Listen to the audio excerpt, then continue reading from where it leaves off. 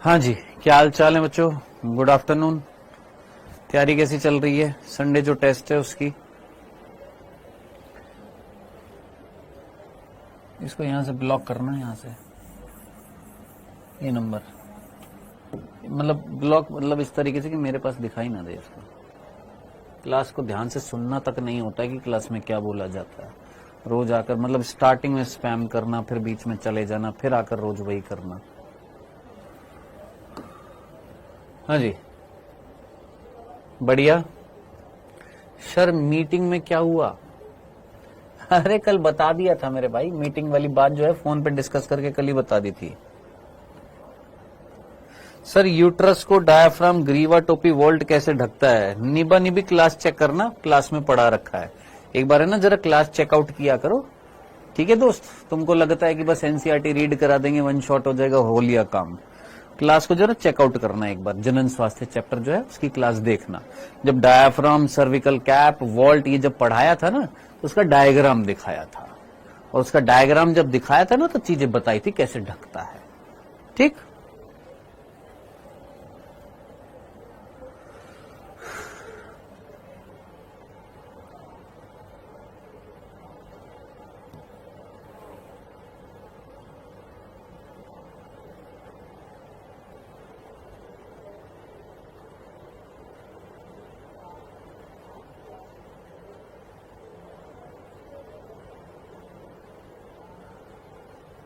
हाँ जी, भवानी साहू, क्या चीज समझ में नहीं? कुछ बिंदुओं पर प्रोटीन अणु स्वयं वापस वलित हो जाते हैं, फिर से वलन ले लेते हैं, कुंडलन ले लेते हैं। ऐसी संरचना को हम क्या बोलते हैं? तृतीय संरचना बोलते हैं। ठीक है। और ये जो वलन जो होते हैं, ये किसके कारण होते हैं? हाइड्रोजन बॉन्ड्स के कारण होते हैं।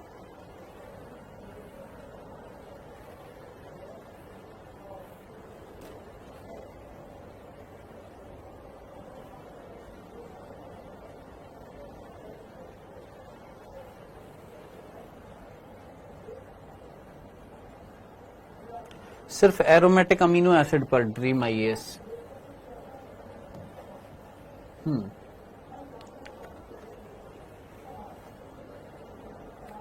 सर ये चैप्टर ऊपर से जा रहा है, कौन है ये? ठीक है भाई। सर लेसिथिन के बारे में बता दो।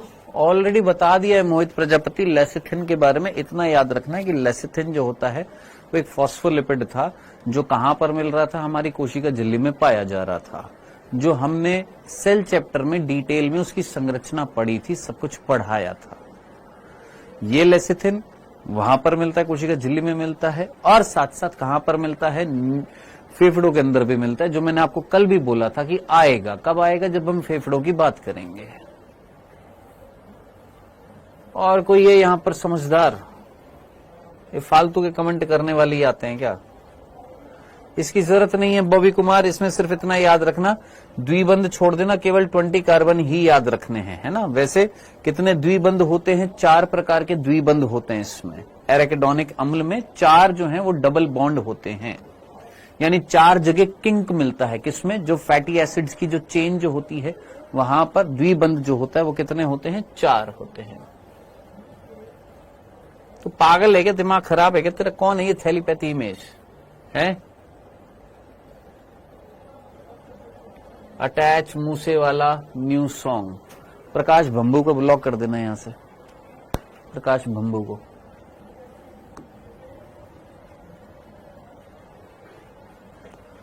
स्फुटन के समय परागकोश में कितनी परागपुट्टी होती हैं? हैं? स्फुटन के समय परागकोश में कितनी परागपुट्टी होती हैं? 2 होती हैं बेटा। स्फुटन जब होता है तो उसमें परागकोश में कितनी परागपुट्टी होती है? तो क्लास में पढ़ाया था शिवांगी मैंने आपको। 2 बच जाती हैं। कौन कौन सी बच जाती है? एक बाहर एपिडर्मिस बच जाती है, और क्या बच जाती है आपकी? सोचो, स्फुटन कराने के लिए कौन रिस्पॉन्सिबल थी आपकी? आपकी वो 3 बाहर 3 वाली स्तर थी, जिसमें से मध्य परत और एंडोथीशियम ये तो खत्म हो जाती है। केवल क्या बच जाती है? एपिडर्मिस और टैपिटम बच जाती है। तो कौन सी बच जाती है? कितनी बच जाती हैं? 2 बच जाती हैं।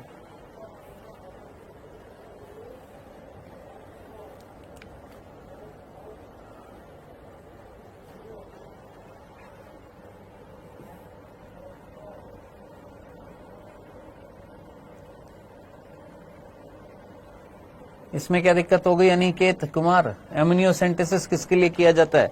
जीवन प्रतिरोधकता शक्ति के लिए किया जाता है, रोग प्रतिरोधक शक्ति के लिए, यानी रोगों से लड़ने के लिए एमनियोसेंटेसिस किया जाता है क्या भोंदूलाल? जन्म की तारीख पता करने के लिए किया जाता है? अरे सीधी सी बात है, उसका गलत उपयोग किया जा रहा है। किस चीज में? लिंग निर्धारण की जांच जो है की जा रही है कि नहीं जा रही है? सोच, इन 3-4 ऑप्शन में से कौन सी चीज एमनियोसेंटेसिस से कर सकते हैं? क्या हम जीवन के लिए प्रतिरोधकता शक्ति प्राप्त कर सकते हैं एमनियोसेंटेसिस से? क्या हम रोगों के खिलाफ प्रतिरोधकता पैदा कर सकते हैं? रोगों से लड़ने की शक्ति पैदा कर सकते हैं एमनियोसेंटेसिस करके? अरे जांच कर रहे हैं ना दोस्त उससे। तो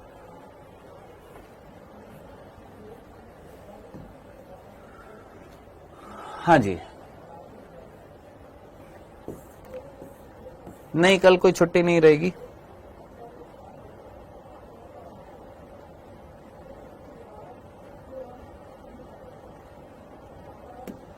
कोई छुट्टी नहीं है। आइए, आप में से जितने भी बच्चे हैं ना जो बोल रहे हैं सर हमको ये चैप्टर जो है टफ लग रहा है, टफ लग रहा है, टफ लग रहा है, आप में से कितने बच्चों ने, मुझे बताइए, ये कभी खोल कर देखी है आपने? ये आप में से कितने बच्चों ने खोल कर देखी है? मुझे बताओ, आप में से कितने बच्चों ने किसी चैप्टर, अभी तक जितने भी चैप्टर हुए, आपने क्या इसको एनसीईआरटी संपूर्ण को खोलकर देखा है अभी तक? नहीं। फालतू की कमेंटबाजी करा लो, लेकिन ये काम कभी नहीं करेंगे। आपने देखा है यहां पर ये नोट्स सारे बने हुए हैं, इसमें सारे नोट्स बने हुए हैं। जो तुम notes notes notes notes notes करते रहते हो ना, ये सारे नोट्स हैं, सारी चीजें इसमें, सब कुछ मेंशन है, सब कुछ। इसी चैप्टर के 3 टाइप के नोट्स हैं, जो तेरे को अच्छे लगे, जिससे तेरे को अच्छे से समझ में आए, जिसकी हैंडराइटिंग अच्छे से समझ में आए। ये पहले बच्चे के नोट्स, ठीक है, राइटिंग मेरे को बड़ी अच्छी लगी, मैंने डाल दिया। और ये बनाने खुद है नोट्स, अपनी तरफ से मेहनत नहीं करनी होती है, बस ये सारा ठीकरा जो है टीचर के ऊपर डाल दो, सर चैप्टर बहुत टफ है। अरे ट्राई तो कर। इन नोट्स को अगर चल लिख नहीं सकता, जो मैंने बोला है, मैंने जो पढ़ाया है, उसी चीज को इन नोट्स में से देख ले और देख कर नोट्स बना ले, लिख ले। इतना तो कर सकता है, इतना तो एक्सपेक्ट कर सकता हूं कि इतना तो कर सकता है खाली टाइम में नोट्स बनाने के लिए। नोट्स तो बनाने पड़ेंगे ना, कि वो भी नहीं। जो मैंने पढ़ाया, तूने आज की लेक्चर लिया, आज की क्लास ले ली, लेने के बाद में जो मैंने पढ़ाया उसी चीज को तू इन नोट्स में से टैली कर ले कि इन नोट्स में चीजें लिखी हुई हैं। जो चीज लिखी हुई है, जो अतिरिक्त लिखा हुआ वो मत लिख, जो लिखा हुआ उसको अपने नोट्स में लिख ले। है इतना लिख सकता है। और जो मैंने पढ़ाया वो सारी चीजें यहां लिखी हुई हैं, सब कुछ लिखा हुआ है यहां पर। प्राथमिक प्रोटीन, द्वितीय प्रोटीन, ये सब कुछ है यहां पर। तो बेटा मेहनत करोगे तो रिजल्ट भी मिलेगा। अगर मेहनत ही ना करो और सिर्फ बोलते रहो, मेरा बैकलॉग हो गया, मेरा ये हो गया, मेरा फलाना हो गया, मेरा ढिमका हो गया, कुछ नहीं होना उनसे, रोते ही रहोगे बस।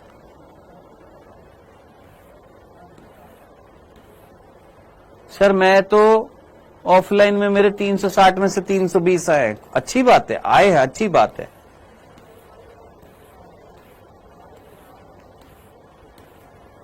ये सारे नोट्स ही चल रहे हैं। तो कुल मिलाकर ये था, कहने की बात थी, ये तीसरे प्रकार के नोट्स हैं, तीसरे टाइप के नोट्स हैं। तो ये हाईलाइटेड थे, इसने रंगीन कर दिए थे, तो ये डाल दिए थे। तो एक ही चैप्टर के 3 तरीके के नोट्स दे रखे हैं और उसके बाद में क्वेश्चंस दे रखे हैं। क्वेश्चंस चेकआउट कर सकते हो कि नहीं कर सकते? अरे क्वेश्चंस को भी तो देख सकते हैं, देख सकते हैं इन क्वेश्चंस को, देख सकते हो इन क्वेश्चंस को। जो पढ़ाया उससे संबंधित क्वेश्चंस कर सकते हो कि नहीं कर सकते हो? हैं? चलो, अगर ये क्वेश्चन नहीं हो रहे तो आज ये कर लेना, जो पढ़ा दिए गए हैं उनसे संबंधित जो क्वेश्चंस है वो कर लेना। आज क्वेश्चंस भी दे रहा हूं आपको इस चैप्टर से संबंधित। बायोमोलिक्यूल्स के डॉक्टर साहब सीरीज के अराउंड 60 क्वेश्चंस हैं, 60 के आसपास क्वेश्चंस हैं। देख लेता हूं लगभग कितने हैं, 67 नहीं है, 68 क्वेश्चंस हैं। ठीक है, ये 68 क्वेश्चन आज आप टाइम मिले तो कर लेना, नहीं तो अभी फोकस करना संडे के टेस्ट पर। संडे का जो टेस्ट होने वाला है उस पर ज्यादा फोकस करना, ठीक है। और मंडे से फिर अपना इस चैप्टर को थोड़ा सा अच्छे से पढ़ाई करो। ठीक, डन, ओके जी। आंसर हटाकर दे दूंगा बेटा, आज की ये जो डॉक्टर साहब सीरीज के जो क्वेश्चंस हैं उनके आंसर हटाकर दे दूंगा। और प्लीज इस एनसीईआरटी संपूर्ण को जरा देख लिया करो दोस्त, इनमें नोट्स भी हैं, इनमें क्वेश्चंस भी हैं, सब कुछ है इनमें। थोड़ा करो, ईमानदारी से मेहनत करो, करो करो करो, ईमानदारी से मेहनत करो, ठीक है। ईमानदारी से मेहनत करोगे तो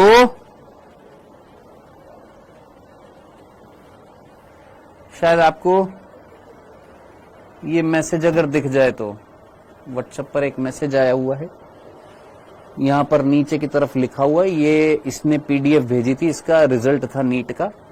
प्रणाम गुरुजी, मुझे गवर्नमेंट कॉलेज मिल गया है शिवपुरी में, दयाराम कटारा बच्चे का नाम है। फिर आप नीचे एक साइन देख रहे होंगे यहां पर, मतलब थोड़ा रफ दिखाई दे रहा होगा, गॉड ब्लेस यू, मैंने इतना सा लिखा, उसने लिखा थैंक यू गुरुजी। तो यार नहीं मेहनत करोगे तो बस ऐसे ही, बस इसी तरीके के फालतू के कमेंट्स करते रह जाओगे। मैं पूरा दिन चीखता रहता हूं, आकर चीखता रहता हूं, फिर भी कोई नहीं सुनते हो तुम। हाँ जी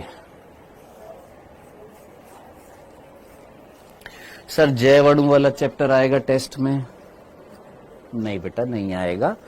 कल बताया था मैंने आपको, सिर्फ 5 चैप्टर आएंगे। सर डाउटनट से पढ़ाई करते थे? नहीं बेटा, डाउटनट से थोड़ी ना पढ़ाई करते थे। अबे डाउटनट से ही तो करेंगे, तभी तो मेरे पास मैसेज आएगा, नहीं तो मेरे पास क्यों मैसेज आएगा, खुद सोच।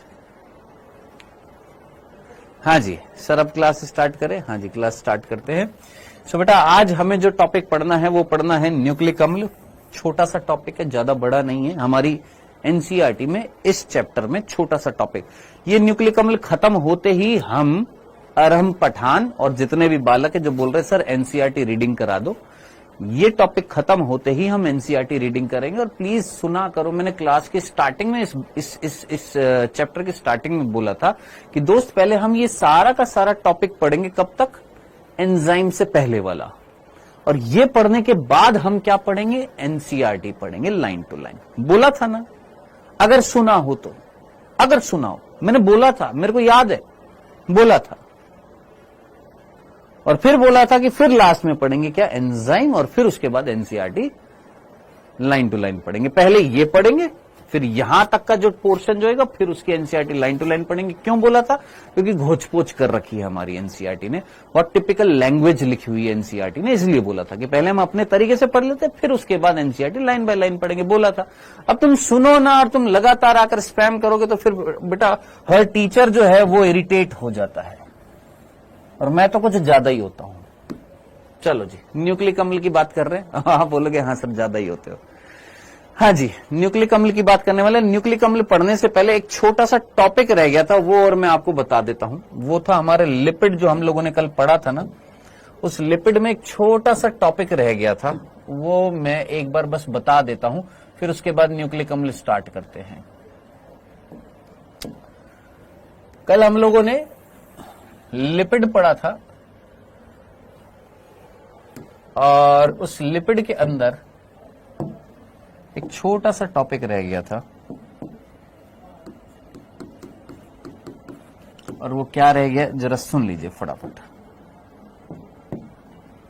देखिए कल हम लोगों ने लिपिड पढ़ा था, उस लिपिड में आप लोगों को याद आ रहा है, लिपिड के हमने प्रकार पढ़े थे, उसमें से आप लोगों ने 2 प्रकार के लिपिड पढ़े थे, एक सिंपल लिपिड और एक मैंने आपको बोला था जटिल लिपिड। आपको याद आ रहे हैं? हाँ पता है, न्यूक्लियोटाइड और न्यूक्लियोटाइड, न्यूक्लियोटाइड न्यूक्लियोसाइड, उसमें गलत लिखा हुआ है हिंदी मीडियम की एनसीईआरटी में, वो अभी हम देख लेंगे जब एनसीईआरटी आएगा तब वहां पर बात करेंगे, ठीक है। अभी मेरी बात पर फोकस कर।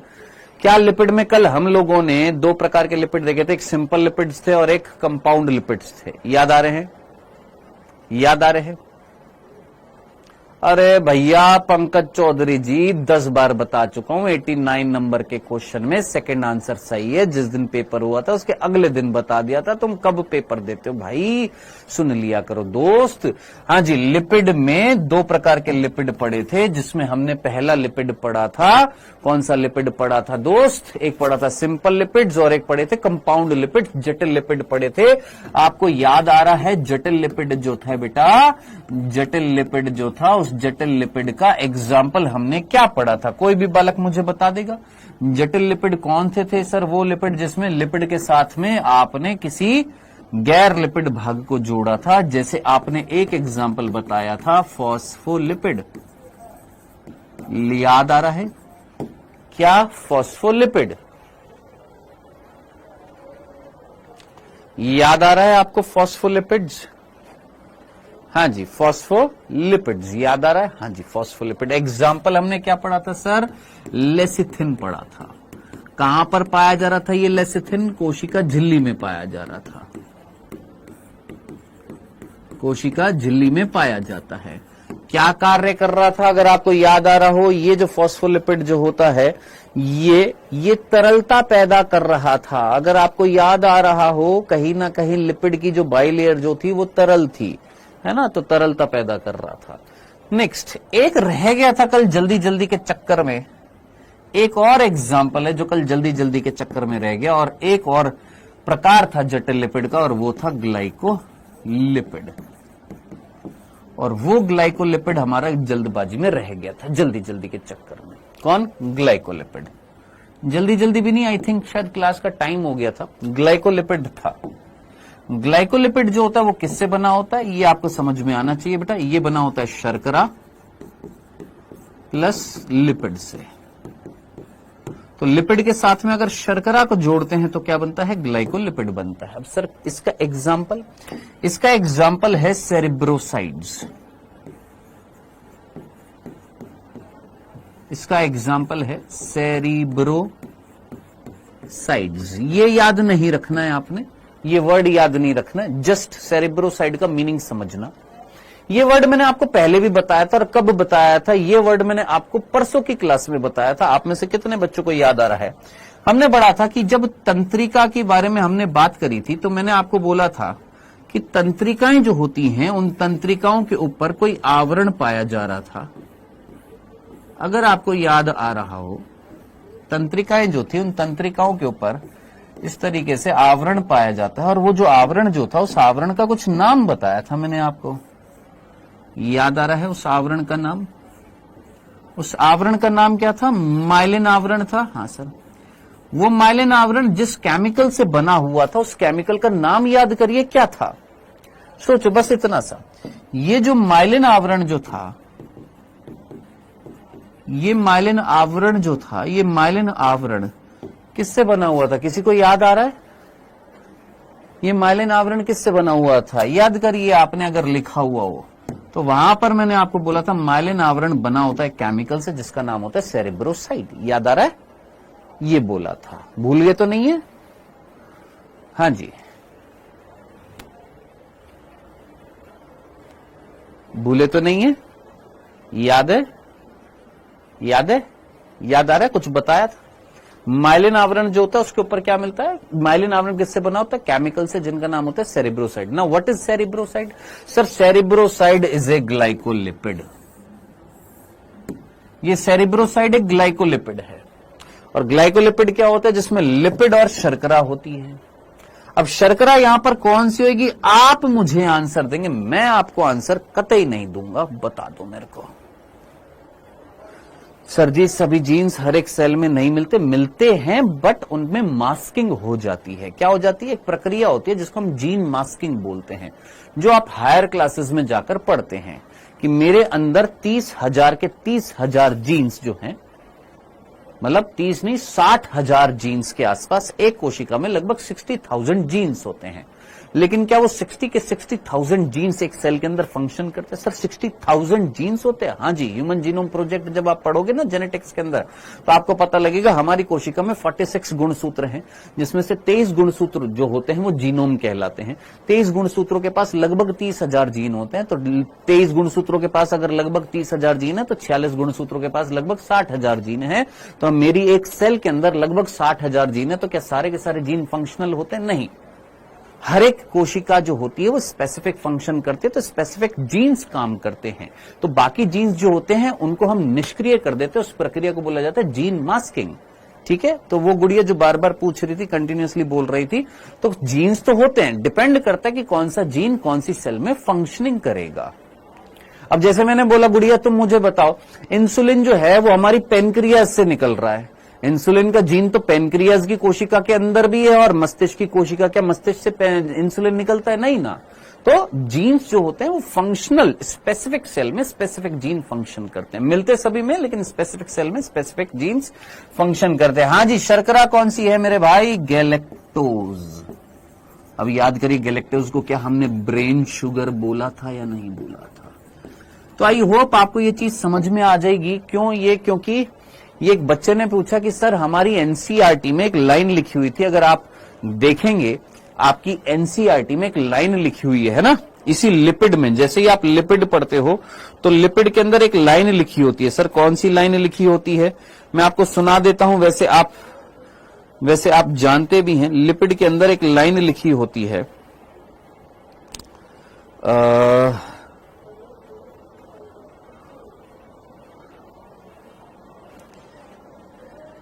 एक बार फटाफट खोल लीजिएगा, एनसीईआरटी खोल लीजिएगा।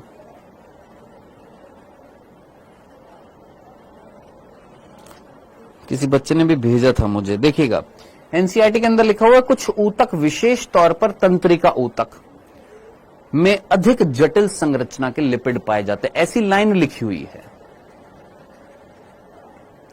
देखिए अपनी एनसीईआरटी देखिए। अब मैं खोलूंगा एनसीईआरटी, मैंने डायरेक्टली एनसीईआरटी की लाइन बोल दी। अगर आपके पास में एनसीईआरटी तो खोलकर बैठ जाइए और देखिए वहां पर क्या लिखा हुआ कि कुछ ऊतक, कौन से? तंत्रिका ऊतक। तंत्रिका ऊतक में अधिक जटिल प्रकार की क्या पाई जाती है? लिपिड पाई जाती है। कौन सी जटिल लिपिड पाई जाती है? मैंने आपको बता दिया है। आई होप अब आपको ये लाइन समझ में आ गई कि जिस बच्चे ने मेरे को मैसेज किया था उसको भी चीज क्लियर है क्या, कि जो तंत्रिका ऊतक जो होता है, ये जो तंत्रिकाएं जो होती है, इन तंत्रिकाओं के ऊपर लिपिड पाया जाता है। लेकिन सिंपल लिपिड के जटिल? जटिल। कौन सा जटिल? ग्लाइकोलिपिड। क्या नाम है उस ग्लाइकोलिपिड का? सेरेब्रोसाइड। जो किससे बना हुआ है? शर्करा और लिपिड। कौन सी शर्करा? गैलेक्टोज। जो मुक्त नहीं मिलती, किसके साथ जुड़ रही है? लिपिड के साथ। क्या कहला रही है? ब्रेन शुगर कहला रही है। डन? क्लियर है? तो ये हमारा कल जल्दबाजी में ये पॉइंट छूट गया था, इस वजह से आई होप वो बच्चे जिनको वो लाइन समझ में नहीं आ रही थी अब क्लियर हो गई होगी। हाँ जी, क्लियर है? चलें आगे। ये हमारा क्या हो चुका है? लिपिड हो चुका है। ये हमने किसकी बात कर ली है? लिपिड की बात कर ली है। ठीक है जी, आगे बढ़े। सर हमको नहीं मिली लाइन, ढूंढो आज अन्नू कुमारी, तुमको आज का टारगेट हमने दिया, तुम इस लाइन को ढूंढोगे जो हमने बोली है। हाँ जी, चल आगे बढ़ते हैं। अब हम पढ़ते हैं न्यूक्लिक अम्ल। आइए स्टार्ट करते हैं न्यूक्लिक अम्ल। सर न्यूक्लिक अम्ल की बात कर रहे हैं। सबसे पहला बिंदु, ये जो न्यूक्लिक अम्ल है इसकी खोज किसने करी थी? आप मुझे आंसर बता दीजिए, मैं नहीं बताऊंगा, मैंने सेल चैप्टर में पढ़ा दिया यार आपको ये वाली चीज। सर हमको नहीं मिल रही लाइन। मैं कह रहा हूं अन्नू कुमारी, आज तुम्हारा टारगेट यही है, आज तुम पूरी एनसीईआरटी खंगालोगी। पेज नंबर 106 पर देखना एक बार। हाँ जी, जल्दी से मुझे बताओ, ये न्यूक्लिक अम्ल की खोज किसने करी है?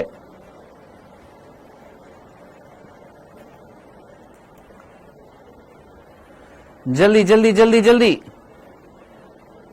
सर मेरी बुक में लिपिड ही नहीं है। आ हा हा हा हा हा, मार डाला।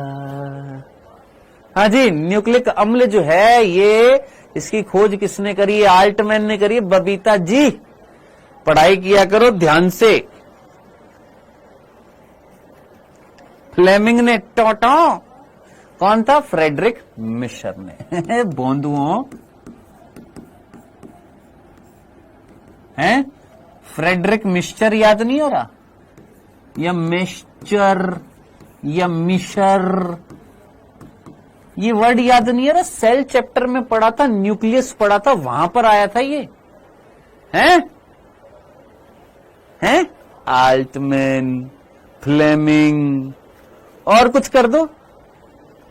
तो फ्रेडरिक मेशर ने एक अम्लीय पदार्थ की खोज करी थी, और अगर आपको याद आ रहा हो सेल चैप्टर में पढ़ा था, मैक्सिमम बच्चों ने सही आंसर दिया, वेल डन, बहुत बढ़िया। आपको याद आ रहा हो फ्रेडरिक मेशर ने एक डाई का इस्तेमाल किया था, और वो जो डाई जो थी वो कैसी थी? क्षारीय थी, अम्लीय डाई थी? जल्दी से मुझे बताओ, देखते कितना आप चीजें याद रख पाते अपने ब्रेन में।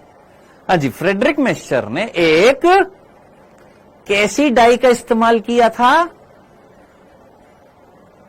हाँ भाई, विपिन रावत, पुनीत प्रजापत, अम्लीय। अंकिता मिश्रा ने बोला सर अम्लीय। खुशी गौड़ ने बोला अम्लीय।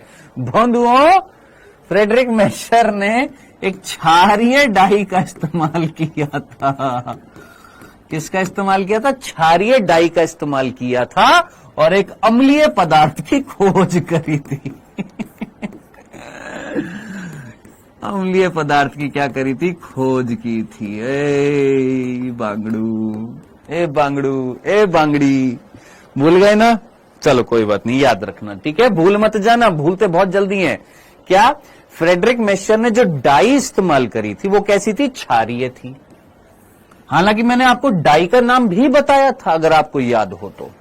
कईयों को याद होगा, कईयों का ब्रेन बहुत शार्प है, मेरे को पता है, बिल्कुल याद होगा। कईयों को वो डाई भी याद होगी। इथीडियम ब्रोमाइड नहीं, इथीडियम ब्रोमाइड नहीं थी, चलो छोड़ो। एसिटोकार्मिन, कितने बच्चों को डाई वर्ड याद आ रहा है? एसिटोकार्मिन मैंने बताया है आपको। हाँ, well done Zoheb, well done, बहुत बढ़िया। और मैंने ये भी बोला था कि एसिटोकार्मिन याद रहे ना याद रहे कोई लेना देना नहीं है, लेकिन ये जरूर याद रखना, क्योंकि एनसीईआरटी में लिखा हुआ है। क्या? फ्रेडरिक मेशर ने क्षारीय डाई का इस्तेमाल करते हुए अम्लीय पदार्थ की खोज करी थी, जिसको उन्होंने न्यूक्लिक अम्ल शब्द दिया था, जिसको उन्होंने क्या बोला था? न्यूक्लिक अम्ल, या जिसको उन्होंने न्यूक्लीन बोला था। याद आ रहा है? याद आ रही है वर्ड? न्यूक्लीन बोला था, याद आ रहा है? Nuclein, nuclein. Sir Janus green B, telepathy, मारेंगे तुम्हारे telepathy. Janus green B, Janus green B यहां कहां से आ जाएगा? भोंदूलाल, माइटोकॉन्ड्रिया में था जेनस ग्रीन बी। बुद्धू, पढ़ाई नहीं करता बिल्कुल भी। हाँ जी, फ्रेडरिक मेशर ने क्षारीय डाई का इस्तेमाल किया, जिससे अम्लीय पदार्थ की खोज करी। उस अम्लीय पदार्थ को क्या नाम दिया था? न्यूक्लीन नाम दिया था। ये हमने सेल चैप्टर में पढ़ा था दोस्त, ठीक है? अब इधर देखना। अब ये जो न्यूक्लीन वर्ड है, इस न्यूक्लीन वर्ड को न्यूक्लिक अम्ल किसने वर्ड दिया था? न्यूक्लिक अम्ल। क्रोमोजोम के बारे में मार्क जोसेफ, वो क्रोमोजोम है। फ्लेमिंग जो है क्रोमोजोम की करी थी। हाँ जी, वॉल्डेयर, फ्लेमिंग, ये क्रोमोजोम से संबंधित है। हाँ जी, न्यूक्लीन को न्यूक्लिक अम्ल वर्ड किसने दिया था? ये न्यूक्लिक एसिड जो है, न्यूक्लिक एसिड, न्यूक्लिक अम्ल, ये किसने नाम बदला था? न्यूक्लीन से न्यूक्लिक अम्ल किसने दिया था? तो न्यूक्लिक अम्ल शब्द जो था ये दिया था किसने? ऑल्टमैन ने, ठीक है? तो आप कहीं सोचो कि ऑल्टमैन ने खोज करी, नहीं, खोज इन्होंने करी है। ये है कौन? मिशर। कैसे दिखते हैं? ऐसे दिखते हैं। ये है आपके मिशर अंकल, फ्रेडरिक मिशर, ठीक है? ये कौन है? फ्रेडरिक मिशर है, ठीक है? इन्होंने खोज करी थी न्यूक्लिक अम्ल की, जिसे उन्होंने न्यूक्लीन शब्द दिया था। उस न्यूक्लीन शब्द को पलटकर क्या नाम दिया गया? न्यूक्लिक अम्ल किसने दिया? ऑल्टमैन ने। अब न्यूक्लिक अम्ल क्यों दिया गया होगा? क्योंकि ऑब्वियस ही बात है कि ये जो पदार्थ जो मिला था ये अम्लीय प्रकृति का है। तो न्यूक्लिक अम्ल जो होते हैं वो कैसे होते हैं? सर न्यूक्लिक अम्ल जो होते हैं वो अम्लीय प्रकृति के होते हैं। हाँ जी, कैसे होते? अम्लीय प्रकृति के होते, ठीक है जी। अब आगे बढ़ते हैं। बेटा ये जो न्यूक्लिक अम्ल जो होते हैं, मैं आपसे सिंपल सा प्रश्न पूछूंगा, ये अम्लीय प्रकृति के होते हैं, बताओ क्या ये अम्ल में घुलनशील हैं कि अघुलनशील हैं? जल्दी से मुझे बताना। क्या ये अम्ल में घुलनशील है कि अघुलनशील है? आराम से सोच समझकर आंसर देना। और प्लीज उन बच्चों से दरख्वास्त रहेगी जो संडे के पेपर की तैयारी कर रहे हैं, आज के इस लेक्चर को आप बंद करके रात को 12 बजे फास्ट स्पीड में इस लेक्चर को देख लेना, क्योंकि मेरी अभी थोड़ी सी तबीयत डाउन है, इसलिए मैं हौले हौले पढ़ा रहा हूं। ठीक है, टाइम वेस्ट मत करना, क्लास को बंद कर दीजिए, अपनी पुरानी चीजों को रिवाइज करिए, रात को 12 या 1 बजे बैठकर इसी लेक्चर को मुश्किल से मुश्किल 40 से 50 मिनट में फास्ट स्पीड में रिवाइज कर लेना, कुछ भी नहीं है आज के लेक्चर में। हाँ जी, ये अम्ल में घुलनशील होंगे कि अघुलनशील होंगे, जल्दी से मुझे बताइएगा। थोड़ा सा स्मार्ट वर्क दिखाना है आप लोगों ने, ठीक है, भोंदूपना नहीं दिखाना। जहां टाइम मिले यूटिलाइज करो, वेस्ट मत करो बिल्कुल भी। जहां टाइम मिले उसको यूटिलाइज करो, वेस्ट मत करो। जो रिकॉर्डेड लेक्चर होते हैं, इसलिए मेरे को वो बहुत अच्छे लगते हैं। क्यों? क्योंकि उसमें फालतू की बात है ही नहीं। पढ़ो, सुनो, जयराम जी की, खत्म। लाइव क्लासेस में इसलिए मेरे को ना बस अच्छा क्यों नहीं लगता है, बिना फालतू में मैं भी देखो फालतू का ज्ञान देने बैठ रहा हूं। क्यों? क्योंकि सामने कमेंट दिखते हैं तो ऑब्वियस ही बात है कि यार लगता है ना कि बच्चा पढ़ रहा है तो थोड़ा सा उसको जागरूक करे, मोटिवेट करे। जरूरत ही नहीं है। जिसको सिलेक्शन होना है उसको पढ़ना है, बस खत्म बात। न्यूक्लिक अम्ल में क्या होते हैं? घुलनशील होते हैं कि अघुलनशील होते हैं? तो अम्ल में कैसे होते हैं बेटा? अघुलनशील होते हैं। अब आप बोलेंगे सर अभी तो आपने बोला ये अम्लीय प्रकृति के हैं, अम्ल में घुल जाएगा क्या? अम्ल में अघुलनशील होते हैं।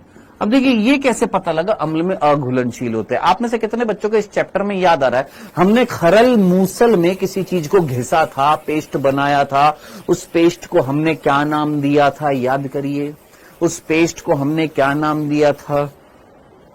फिर उस पेस्ट को हमने कपड़े के अंदर डाला था और निचोड़ा था। तो अम्ल में जो घुलकर नीचे आया था, क्या उसमें ये मिल रहे हैं?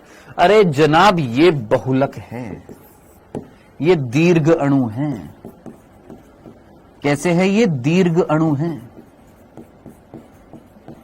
ये क्या है? दीर्घ अणु हैं। ये किसके बहुलक है? करदम बोला था, वेल डन। ये दीर्घ अणु है। ये किसके बहुलक है? ये न्यूक्लियोटाइड के बहुलक है। ये न्यूक्लियोटाइड के बहुलक है। किसके बहुलक है? न्यूक्लियोटाइड के बहुलक है। याद रखना, न्यूक्लियोटाइड के बहुलक है। यानी हजारों न्यूक्लियोटाइड मिलकर क्या बनाते हैं? एक न्यूक्लिक अम्ल बना रहे हैं। और वो न्यूक्लिक अम्ल, वो करदम जो हमने निचोड़ा था, जो अम्ल, जो एसिटिक अम्ल में घुलकर नीचे नहीं जाएंगे। क्यों? क्योंकि ये दीर्घ अणु है, और दीर्घ अणु है, इट मीन्स ये अम्ल में अघुलनशील है। एसिटिक अम्ल बोलो, ट्राइक्लोरो एसिटिक एसिड में हमने डाला था। तो क्या ये चीज समझ में आ गई है या इसमें किसी को कोई दिक्कत है? क्या ये चीज समझ में आ गई है या किसी को इसमें कोई दिक्कत है? जल्दी से मुझे बताइए, क्या ये चीज आपको समझ में आ गई है? ये चारों बिंदु आपको समझ में आ गए हैं या इसमें किसी को कोई दिक्कत है? जल्दी से फटाफट। वेरी गुड, बहुत बढ़िया, सिंपल सी बात है। फ्रेडरिक मेशर ने क्षारीय डाई का इस्तेमाल करते अम्लीय पदार्थ की खोज करी, जिसको उन्होंने नाम दिया न्यूक्लीन। इस न्यूक्लीन को शब्द बदला, क्या नाम दिया? शब्द बदलकर न्यूक्लिक एसिड शब्द दिया। किसने? ऑल्टमैन ने। न्यूक्लिक अम्ल जो होते हैं ये अम्ल में अघुलनशील होते हैं। कैसे? जब हमने देखा कि ये किस में थे? सर ये धारित में थे। ये किस में मिल रहे थे? सर ये धारित में मिल रहे थे। धारित याद आ रहा है आपको? धारित जो ऊपर रह गया था, जो छना नहीं था, नीचे छन कर नहीं आया था, उसको हमने क्या बोला था? धारित। जो छन कर आ गया था उसको हमने क्या बोला था? नीसेंद बोला था। ठीक है, तो ये चीज याद रखना। ये किसके बहुलक है? न्यूक्लियोटाइड के बहुलक होते हैं, दीर्घ अणु होते हैं। हाँ जी पुनीत प्रजापति, एक बार आपको वो सर ने बता दिया होगा बेटा, ये मेरे को थोड़ा ना पता है शिवम। ठीक, हाँ रेटेंटेट होते हैं। चलिए अब आगे बढ़ते हैं। सर ये न्यूक्लियोटाइड के बहुलक होते हैं। अब ये न्यूक्लियोटाइड क्या होता है? मैंने कहा आइए बात करते हैं। न्यूक्लियोटाइड जो होता है वो क्या होता है? तो न्यूक्लियोटाइड जो होता है वो 3 चीजों से मिलकर बना होता है। एक होता है फॉस्फेट समूह, एक होती है शर्करा, और एक होता है नाइट्रोजन क्षार।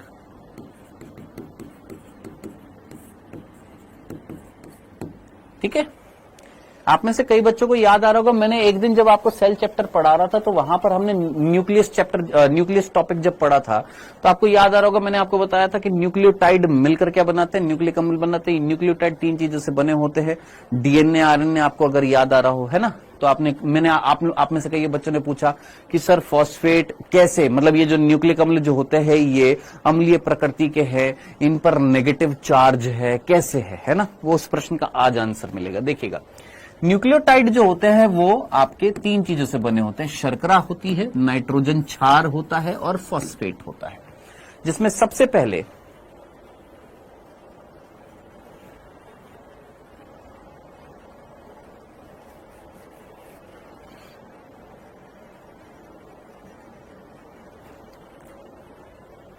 दीप्ति यदुवंशी प्लीज अभी पढ़ाने दो, उसके बाद में, है ना। सबसे पहले किसकी बात करते हैं, फॉस्फेट की बात करते हैं। ये फॉस्फेट, ये है फॉस्फेट। इस फॉस्फेट को हम बोलते हैं ऑर्थोफॉस्फेट।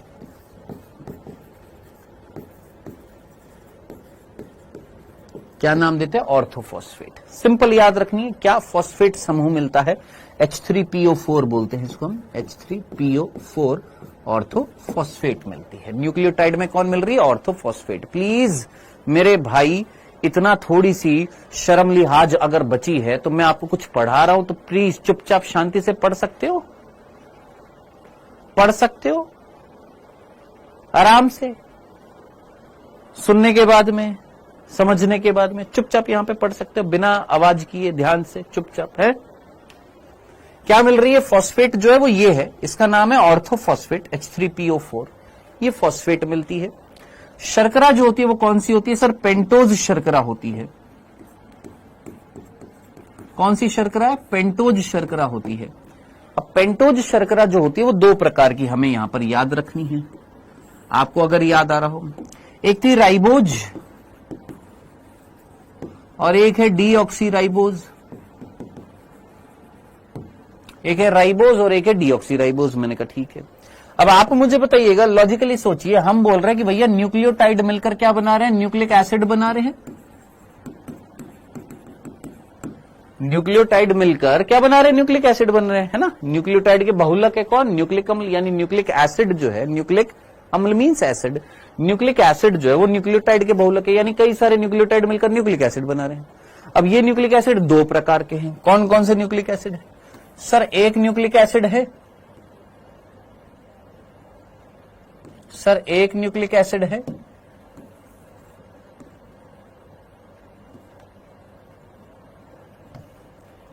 एक न्यूक्लिक एसिड है जिनका नाम है डीएनए, डीऑक्सीराइबो न्यूक्लिक एसिड, और एक न्यूक्लिक एसिड है जिनका नाम है आरएनए, राइबो न्यूक्लिक एसिड। बताइए, ये आराम से चीज समझ में आ रही है, नहीं आ रही है, बहुत सीधी सी है, बहुत सीधी सी है। क्या कि न्यूक्लियोटाइड जो है वो मिलकर क्या बना रहे हैं sir, NA. NA means nucleic acid. ये दोनों क्या है, एक प्रकार के न्यूक्लिक एसिड है। अब ये न्यूक्लिक एसिड जो है वो 2 प्रकार के होते हैं भाई, न्यूक्लिक अम्ल 2 प्रकार के, एक का नाम है डीएनए, एक का नाम है आरएनए। डीएनए भी क्या है, न्यूक्लिक एसिड है, आरएनए भी क्या है, न्यूक्लिक एसिड है। ये दोनों न्यूक्लिक एसिड किससे बने हैं, न्यूक्लियोटाइड से। अब ये न्यूक्लियोटाइड जो है 3 चीजों से बना हुआ। मैंने बोला शर्करा जो है वो 2 प्रकार की है, एक है राइबोज और एक है डीऑक्सीराइबोज। अब मैंने आपसे बोला कि भैया ये डीएनए है और ये आरएनए है। अब डीएनए जो है, उस डीएनए के अंदर क्या मिल रहा है सर, डीएनए जो है वो न्यूक्लिक एसिड है।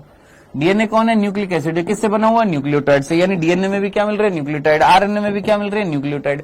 डीएनए में जो न्यूक्लियोटाइड है उसमें फॉस्फेट भी है, उसमें शर्करा भी है, उसमें नाइट्रोजन क्षार है।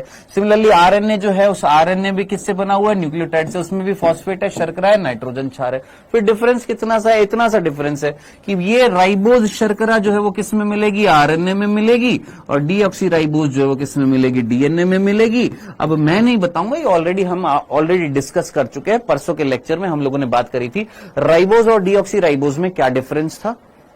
राइबोज और डीऑक्सीराइबोज में क्या डिफरेंस था? याद करो, सेकंड कार्बन पर OH समूह किस में मिल रहा था? सर राइबोज के अंदर सेकंड कार्बन पर OH हाइड्रोक्सिल समूह मिल रहा था और डीऑक्सीराइबोज में वो हाइड्रोक्सिल समूह में से ऑक्सीजन हटा दी थी, केवल हाइड्रोजन रह गया था। और हमने ये बात भी करी थी कि दोनों शर्करा में से कौन ज्यादा रिएक्टिव है? सर ये ज्यादा रिएक्टिव है, ये ज्यादा रिएक्टिव है तो ये कम स्टेबल है। याद आ रहा है ऐसा कुछ पढ़ा था? याद आ रहा है? पढ़ा था। तो ये ज्यादा क्या है? क्रियाशील ज्यादा होती है और ये कम क्रियाशील होती है। याद आ रहा है? ये ज्यादा क्रियाशील थी, ये कम क्रियाशील थी, और ये अस्थाई होती है और ये स्थाई होती है। अब जरा सोचो, ये जिसमें मिलेगी वो खुद ज्यादा स्थायी होएगा कि कम स्थायी होएगा? तो डीएनए जो होता है जिसमें ये शर्करा मिलती है वो ज्यादा स्थायी होता है, आरएनए जो होता है वो अस्थायी होता है। इतनी सी बात क्लियर है? ये वाली चीज डन। क्या संरचना बनाऊं? बनी हुई है दोस्त, टेंशन मत ली, ये सारी संरचनाएं बनी हुई है। दिस इज फॉस्फेट समूह जो मैंने अभी आपको बनाया। ये रही शर्करा जो हम पहले बना चुके हैं। यहां पर डीऑक्सीराइबोज में हाइड्रोजन है और यहां पर राइबोज में हाइड्रोक्सिल समूह OH है। बाकी सारी की सारी चीज एक जैसी है। अब आप में से कोई भी बच्चा अपने आप फटाफट मेरे को आंसर दे दीजिए, जो भी यहां पर चेकआउट कर रहे हैं यहां पर जल्दी से आंसर दे दीजिए। क्या आंसर देना? कुछ भी नहीं देना। मतलब ये चीज समझ में आ गई है, ये चीज क्लियर हो गई है। ये हमारा डीऑक्सीराइबोज है, ये राइबोज है, यहां पर ये सेकंड कार्बन थी, सेकंड कार्बन पर OH समूह है, यहां पर केवल हाइड्रोजन है। ये हमारी शर्करा हो गई है। डन। चलें आगे बढ़ते हैं। नेक्स्ट अब बात करते हैं नाइट्रोजन क्षार की। अब किसकी बात करते हैं? नाइट्रोजन क्षार की। अब नाइट्रोजन क्षार है मीन्स ये क्षारीय समूह है। नाइट्रोजन क्षार है, इट मीन्स ये क्या है? क्षारीय समूह है। कैसे है? क्षारीय समूह है, यानी बेसिक नेचर है। अब नाइट्रोजन क्षार जो होते हैं वो दो प्रकार के होते हैं, ध्यान से सुनना। एक होते हैं प्यूरीन और एक होते हैं पायरिमिडीन। एक होते हैं प्यूरीन और एक होते हैं पायरिमिडीन। सर प्यूरीन क्या होता है, पायरिमिडीन क्या होता है? ध्यान से सुनना। ये जो नाइट्रोजन क्षार जो होते हैं ये एक हेट्रोसाइक्लिक रिंग होती है। क्या सर अंग्रेजी का वर्ड बोल रहा हूं? Heterocyclic ring. सर हिंदी में बताओ? विषम चक्रीय रिंग होती है। कैसी होती है? विषम चक्रीय रिंग होती है, हेट्रोसाइक्लिक रिंग होती है। मतलब क्या है? मैंने कहा आइए देखते समझते हैं। हेट्रोसाइक्लिक रिंग, ये प्यूरीन क्या है, पायरिमिडीन क्या है? मैंने कहा आइए देखते हैं समझते हैं। मैंने बोला जस्ट इमेजिन ये कार्बन है, ये कार्बन है, ये कार्बन है, ये कार्बन है, ये कार्बन है, ये कार्बन है, ये कार्बन है। ठीक है, एक तो कंडीशन ये है। एक मैंने बोला ये कार्बन है, ये कार्बन है, ये कार्बन है, ये कार्बन है, ये कार्बन है।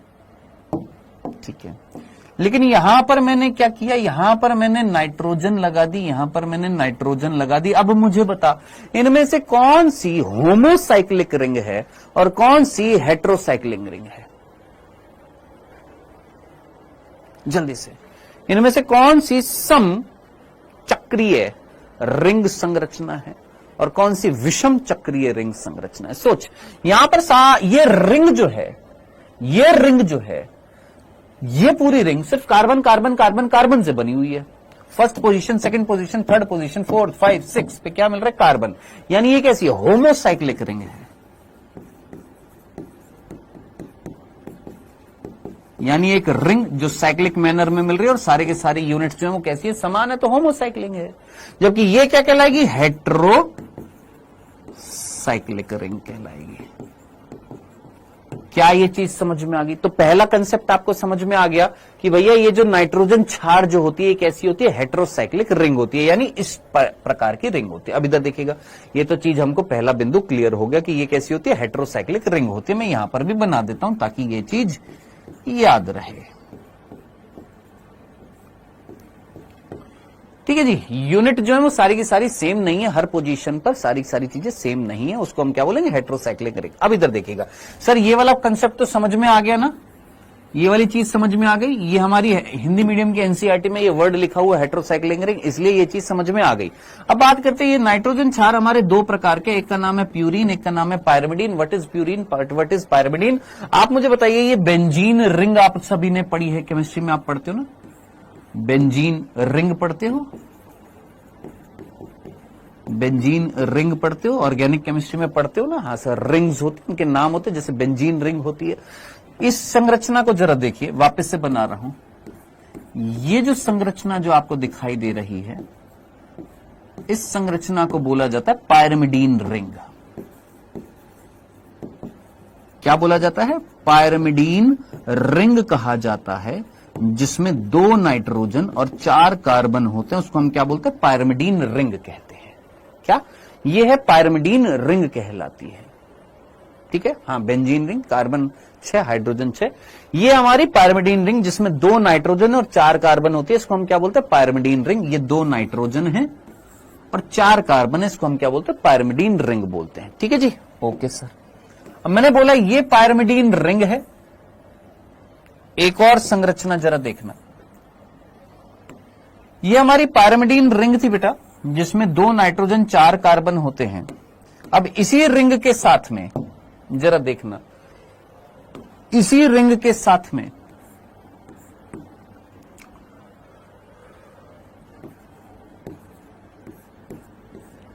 मैंने किसको जोड़ दिया, जरा देखना। हाँ, विषम चक्रीय। इसी रिंग के साथ में, ये पायरिमिडीन रिंग के साथ में आपने क्या जोड़ दिया? अब इधर देखना, आराम से देखना।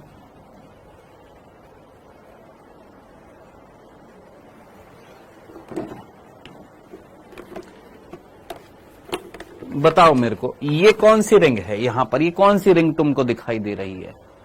ये कौन सी रिंग दिखाई दे रही है? पायरिमिडीन रिंग दिखाई दे रही है, जिसमें 2 नाइट्रोजन 4 कार्बन दिख रहे हैं। हाँ सर, चलो अब इधर देखो, क्या आपको ये रिंग भी दिखाई दे रही है? इधर, सिर्फ इधर वाले पोर्शन पर फोकस करना है, सिर्फ इधर वाले पोर्शन पर। क्या ये रिंग दिखाई दे रही है? इस रिंग में आपको 2 नाइट्रोजन और 3 कार्बन दिखाई दे रहे हैं। 2 नाइट्रोजन 3 कार्बन दिखाई दे रहे हैं, 2 नाइट्रोजन 3 कार्बन दिखाई दे रहे हैं, 2 नाइट्रोजन 3 कार्बन दिखाई दे रहे हैं। इस रिंग में दिखाई दे रही है, सभी को दिख गई? 2 नाइट्रोजन, 1 2 3, 3 कार्बन हो गए, हो गए? ठीक है जी। तो 2 नाइट्रोजन और 3 कार्बन वाली ये जो रिंग जो होती है, इसको हम बोलते हैं इमिडाजोल रिंग। इमिडाजोल रिंग कहते हैं, जो 2 नाइट्रोजन और 3 कार्बन से बनी होती है। अब ये चीज सुनने समझने के बाद में क्या आपको नहीं लगता कि ये दोनों कार्बन जो है, ये कॉमन कार्बन है इन दोनों रिंग के? सोचो, ये दोनों कार्बन इस रिंग का भी भाग है, ये दोनों कार्बन इस रिंग का भी भाग है। खत्म, इतना सा था। Now this double cyclical ring जो है, ये दोहरी साइक्लिकल रिंग है, डबल हेट्रोसाइक्लिकल रिंग बोल सकता हूं। सोचो, ये सिंगल हेट्रोसाइक्लिकल रिंग थी, सिंगल थी, एक विषम चक्रीय रिंग थी, ये दोहरी विषम चक्रीय रिंग है। ठीक है, ये दोहरी विषम चक्रीय रिंग है। 2 रिंग है कि नहीं है, और दोनों के दोनों विषम है कि नहीं है, है ना? तो ये दोहरी विषम चक्रीय रिंग का नाम होता है, याद रखना, जो इन दोनों रिंग से मिलकर बनी होती है, इसको हम बोलते हैं प्यूरीन रिंग। ये सिंपल प्यूरीन बोलते हैं। तो व्हाट इज प्यूरीन? तो याद रखना, प्यूरीन जो होते हैं, प्यूरीन जो होते हैं वो नाइट्रोजन क्षार होते हैं। नाइट्रोजन क्षार का मतलब जिसमें नाइट्रोजन मिलेगी और क्षारीय प्रकृति के होंगे। प्यूरीन वो होते हैं जिसमें 2 रिंग मिलती हैं, एक पायरिमिडीन रिंग मिलती है, एक इमिडाजोल रिंग मिलती है। और पायरिमिडीन वो होते हैं जिसमें सिर्फ और सिर्फ पायरिमिडीन रिंग मिलती है। क्या इतना सा कंसेप्ट समझ में आ गया कि अगर आपसे कोई पूछे पायरिमिडीन क्या होता है, तो आप सीधा पलटकर मुंह पर आंसर मारेंगे उसके? क्या कि पायरिमिडीन क्या होती है? पायरिमिडीन वो नाइट्रोजन क्षार होते हैं, यानी वो क्षारीय प्रकृति के यौगिक होते हैं जिनमें नाइट्रोजन मिलती है, जो 2 रिंग से बने होते हैं और दोनों विषम चक्रीय रिंग होती हैं, जिसमें एक पायरिमिडीन रिंग होती है और एक इमिडाजोल रिंग होती है। जबकि पायरिमिडीन क्या होते हैं? जो सिर्फ पायरिमिडीन रिंग से बने होते हैं। क्लियर है? चले अब इधर देखिएगा, यहां पर अब नंबरिंग कैसे याद रखनी है वो इंपॉर्टेंट है। जब आप पायरिमिडीन रिंग की बात करेंगे तो क्लॉकवाइज नंबरिंग याद रखना, क्लॉकवाइज क्लॉकवाइज क्लॉकवाइज मींस यहां से स्टार्ट करना, first, second, third, fourth, fifth, sixth, यानी इस तरीके से।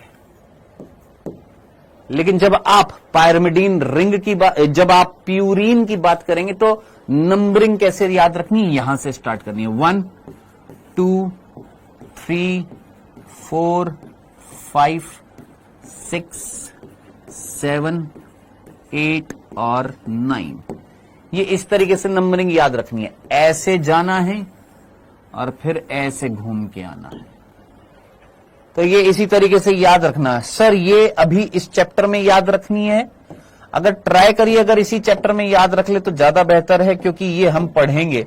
इस चैप्टर में तो मेंशन नहीं है, लेकिन मैं आपको इतना बता दूं, इस चैप्टर में तो मेंशन नहीं है। अच्छा इधर नंबरिंग 5 6 7 8 9, इस चैप्टर में तो ये नंबरिंग मेंशन नहीं है, लेकिन मैं आपको इतना आइडिया दे देता हूं कि ये नंबरिंग कहां पर आपको मिल जाएगी, ये मिलेगी आपको जेनेटिक्स में। तो अभी के अभी याद रख लेंगे तो ज्यादा बेहतर होएगा। डन। तो ये होती है पायरिमिडीन, ये होते हैं प्यूरीन, नंबरिंग याद रखना। अब ये देखिएगा, ये जो पायरिमिडीन्स जो होते हैं ये होते हैं 3 प्रकार के। कौन? ये पायरिमिडीन जो होते हैं ये 3 प्रकार के होते हैं।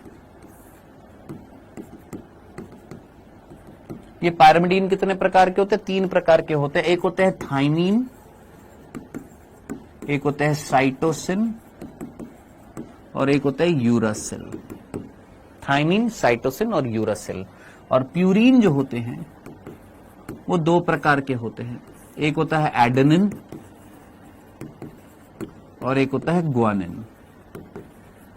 ठीक है, क्या इनके डायग्राम याद रखने, इनकी स्ट्रक्चर याद रखनी? बिल्कुल याद रखनी, आपकी एनसीईआरटी में मेंशन है, ये सारी की सारी स्ट्रक्चर आपने याद रखनी है। ये है थाइमीन, ये है यूरासिल, ये है साइटोसिन, ये है एडेनिन, ये है ग्वानिन। यानी यहां पर आपके कुल मिलाकर ये 2 प्रकार के हमारे क्या थे मेरे दोस्त?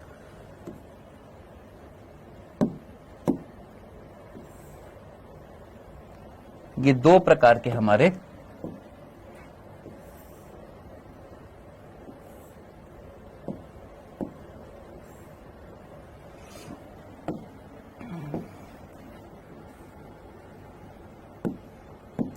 प्यूरीन और पायरिमिडीन समझा रखे हैं। ये प्यूरीन है, ये पायरिमिडीन है, सीधा सीधा आपने याद रखने हैं, भूलना नहीं है। ठीक है जी।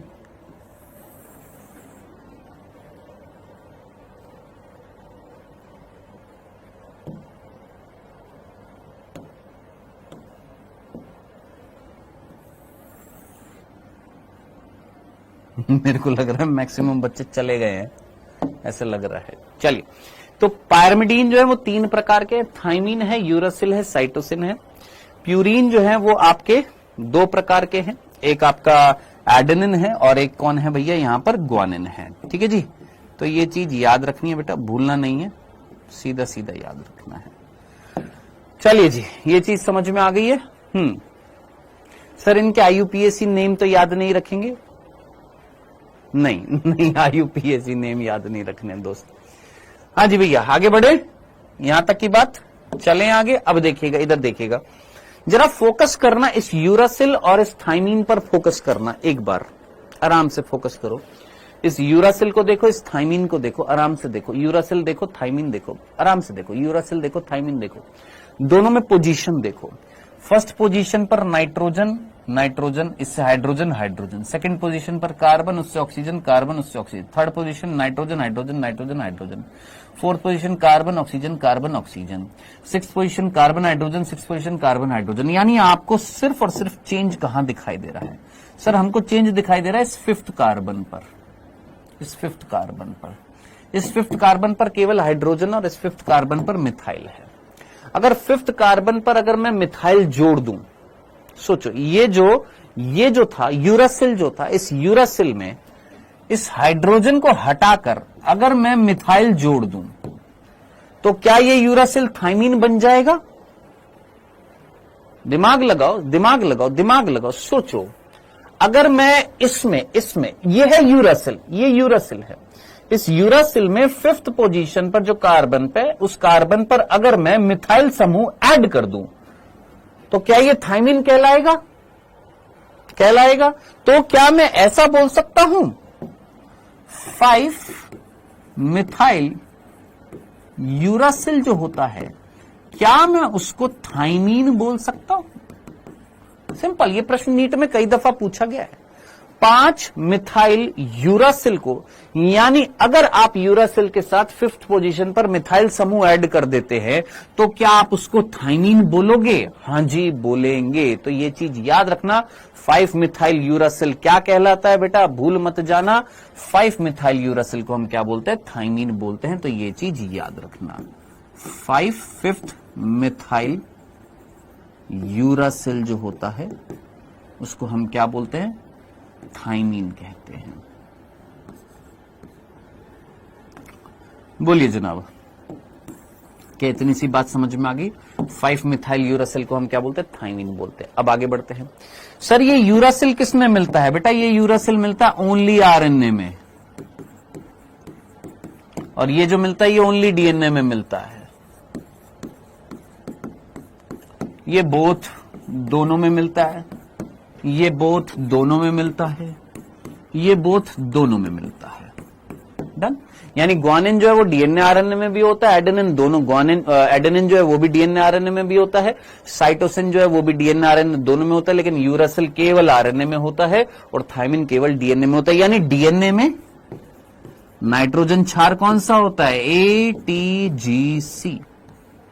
एटीजीसी मतलब कौन? Adenine, thymine, guanine, cytosine. जबकि आरएनए के अंदर कौन मिलेगा? सर आरएनए के अंदर मिलेगा एयूजीसी। क्या सर बच्चों वाली चीज पढ़ा रहे हो? तो हम जानते हैं, जानते नहीं जानते, वही बच्चों वाली चीजें हैं। डीएनए के अंदर सोचो, डीएनए के अंदर एडेनिन है, हाँ सर एडेनिन है। थाइमिन है, हाँ जी ओनली डीएनए में तो ये है।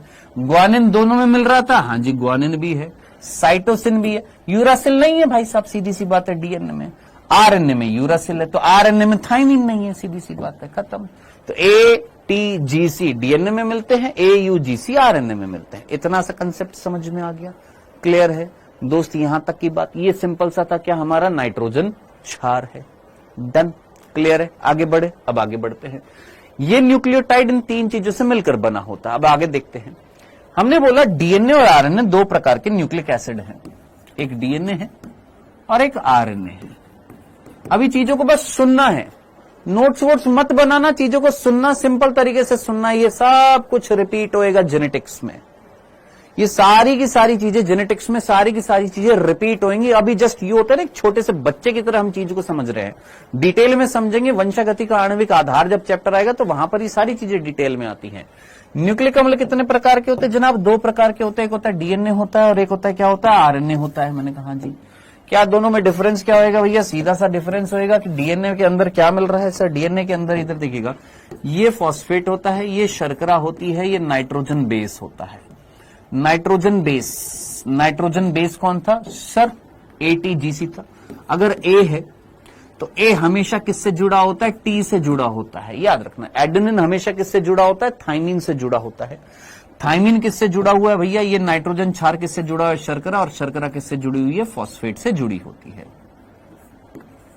शर्करा किससे जुड़ी हुई है? फॉस्फेट से जुड़ी हुई है। ठीक है जी। अब आगे देखिएगा, इसी शर्करा से एक और फॉस्फेट जुड़ता है और इस फॉस्फेट से एक और शर्करा जुड़ती है, फिर फॉस्फेट, फिर शर्करा, फिर फॉस्फेट, फिर शर्करा, फिर फॉस्फेट और फिर शर्करा है।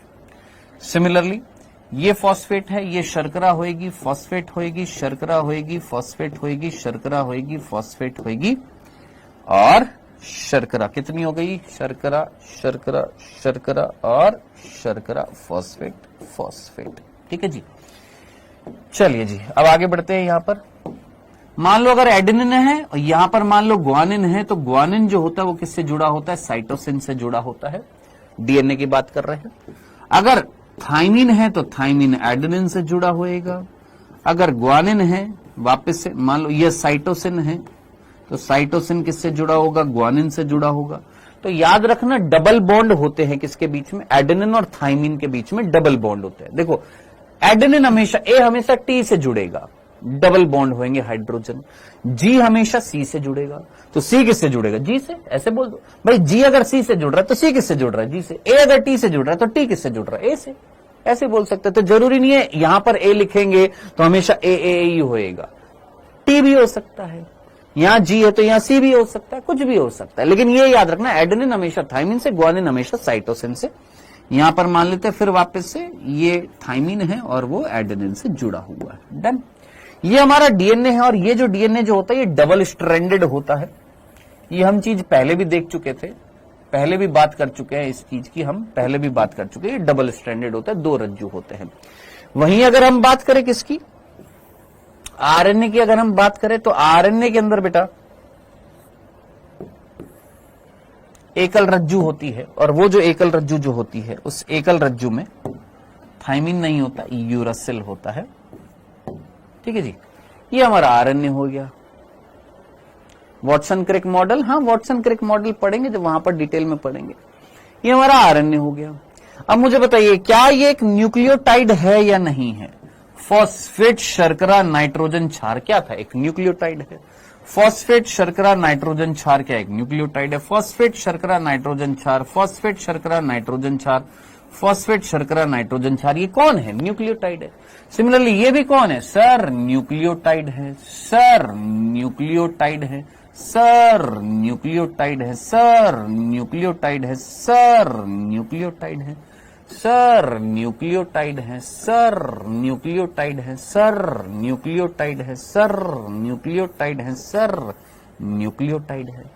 तो कई सारे न्यूक्लियोटाइड मिलकर क्या पॉलीन्यूक्लियोटाइड चेन बना रहे हैं, पॉलीन्यूक्लियोटाइड चेन बना रहे हैं। पॉलीन्यूक्लियोटाइड मींस कई सारे न्यूक्लियोटाइड की श्रृंखला बन रही है, तो पॉलीन्यूक्लियोटाइड श्रृंखला को ही हम क्या बोलते हैं, न्यूक्लिक अम्ल बोलते हैं। तो डीएनए एक पॉलीन्यूक्लियोटाइड श्रृंखला है, आरएनए एक पॉलीन्यूक्लियोटाइड श्रृंखला है। डिफरेंस किस चीज का है, सिर्फ इतना सा डिफरेंस है कि डीएनए जो होता है वो कैसा होता है, डीएस होता है। डीएस हमेशा याद रखना, आज के बाद अगर डीएस लिखो मींस डबल स्ट्रैंडेड। आरएनए कैसा होता है, एसएस होता है, यानी सिंगल स्ट्रैंडेड, एकल रज्जु, एक रज्जु होता है। सोचो ये न्यूक्लियोटाइड को मैं डॉट से दर्शा रहा हूं, इसको मैं इस तरीके से डॉट, ये dot dot dot dot dot dot dot, ये क्या है, न्यूक्लियोटाइड है। और आपने न्यूक्लियोटाइड को जोड़ दिया है, आप ये न्यूक्लियोटाइड जोड़ रही है, देखो ये जुड़ रही है, ये जुड़ रही है, ये जुड़ रही है, ये जोड़ दिया आपने, जोड़ दी। तो क्या एक श्रृंखला, एक रज्जु बनेगी कि नहीं बनेगी, हां सर बनेगी। लेकिन यहां पर जरा सोचिए, dot dot dot dot dot dot एक श्रृंखला, ये dot dot dot dot dot dot दूसरी श्रृंखला, यानी कितनी श्रृंखलाएं हैं, 2 श्रृंखलाएं हैं। यानी ये कैसा है, द्विरज्जु की होता है, दोहरा रज्जु होता है, द्विरज्जु की। तो ये पहला सिंपल सा डिफरेंस दोनों के बीच में क्लियर है। दूसरा डिफरेंस आप अच्छे तरीके से जानते हैं भैया, न्यूक्लिक अम्ल कौन सा मिलेगा सर, ये तो पहला डिफरेंस हो गया है। दूसरा डिफरेंस क्या हो गया कि भैया यहां पर डीएनए के अंदर क्या पाया जा रहा है, आप बहुत अच्छे तरीके से जानते हैं सर। डीएनए के अंदर जो है नाइट्रोजन क्षार जो पाई जा रही है वो कौन सी पाई जा रही है सर, डीएनए के अंदर जो नाइट्रोजन क्षार पाई जा रही है वहां पर ATGC है, जिसमें थाइमिन जो है उसको गोला कर दीजिए। और यहां पर जो पाई जा रही है वो कौन सी पाई जा रही है सर, AUGC है, जिसमें यूरासिल को गोला कर दीजिए। दोनों में डिफरेंस किस चीज का है, थाइमिन और यूरासिल का, ये डिफरेंस हो गया। तीसरा डिफरेंस क्या हो गया भैया, यहां पर जो शर्करा मिल रही है वो कौन सी शर्करा मिल रही है, डीऑक्सीराइबोज मिल रही है। और यहां पर जो शर्करा मिल रही है वो कौन सी मिल रही है सर, यहां पर जो शर्करा मिल रही है वो राइबोज मिल रही है। कौन ज्यादा स्टेबल है, ये ज्यादा स्टेबल है, ये ज्यादा स्टेबल नहीं है, क्योंकि यहां पर स्टेबिलिटी ज्यादा है, यहां पर राइबोज शर्करा ज्यादा क्रियाशील है ना। डन। सर आप 300 बच्चों को भगा दिए, जिनको भगाना चाहिए था वो नहीं भागा है, नहीं जिनको वास्तव में भगाना चाहिए था वो भागे हैं बेटा, सही भागे, पढ़ने वाले बच्चे हैं वो। शिवम गिरी,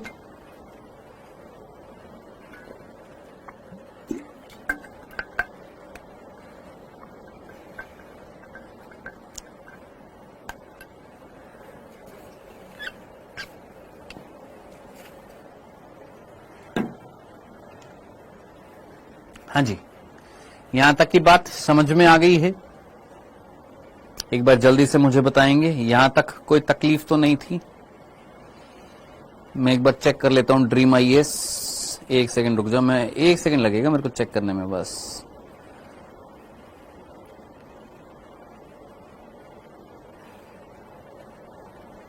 अरे भैया आई तो है, कौन था ये? सर मानव जनन में नहीं है, ये रही देख, मानव जनन की है ये पूरी की पूरी, ये मानव जनन की है, एनसीईआरटी संपूर्ण। अच्छा, तुम शायद अपने बैच में देख रहे होंगे, तुमको कौन से बैच में देखना है बेटा? तुम 2024 वाला बैच खोलना, जिनको एनसीईआरटी संपूर्ण नहीं दिख रही है। तुम कहां पर तुम कहां पर देखोगे? नीट 2024 वाला जो बैच है ना, उस 24 वाले बैच में जाना। 24 वाले बैच में जाने के बाद में दे रखा है ना आपको 24 वाला बैच का एक्सेस, वहां पर पीडीएफ नोट्स पर क्लिक करना, ऊपर जो है जीव विज्ञान पर क्लिक करना, फिर फिल्टर के ऑप्शन पर जाना और जाने के बाद एनसीईआरटी संपूर्ण पर क्लिक करना। आपको सारे चैप्टर्स की एनसीईआरटी संपूर्ण दिख जाएगी, जिसमें आप ह्यूमन रिप्रोडक्शन पर क्लिक कर लेना। ठीक है दोस्त, समझ में आ गया?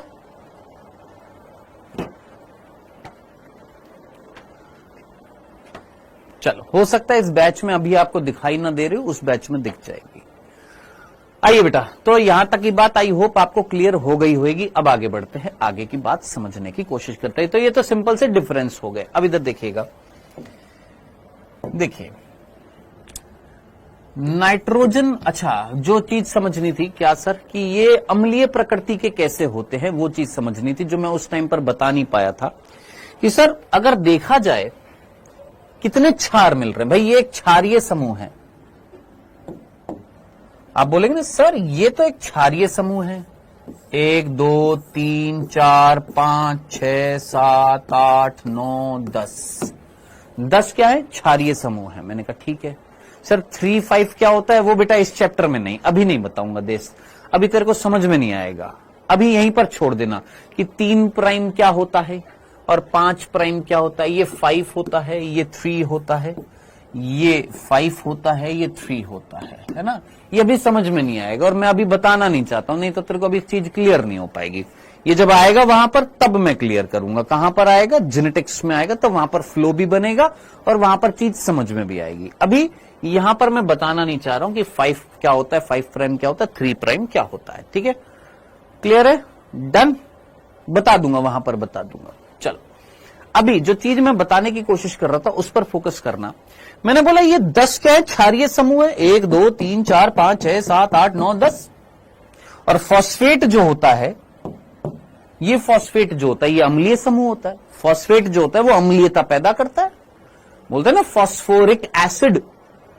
फॉस्फेट जो है वो अम्लीयता पैदा करता है, तो ये फॉस्फेट जो होता है ये अम्लीयता पैदा करता है। तो कितने फॉस्फेट है? 1 2 3 4 5 6 7 8 9 10। फॉस्फेट भी 10 है, 10 फॉस्फेट है और 10 ही आपके नाइट्रोजन क्षार है।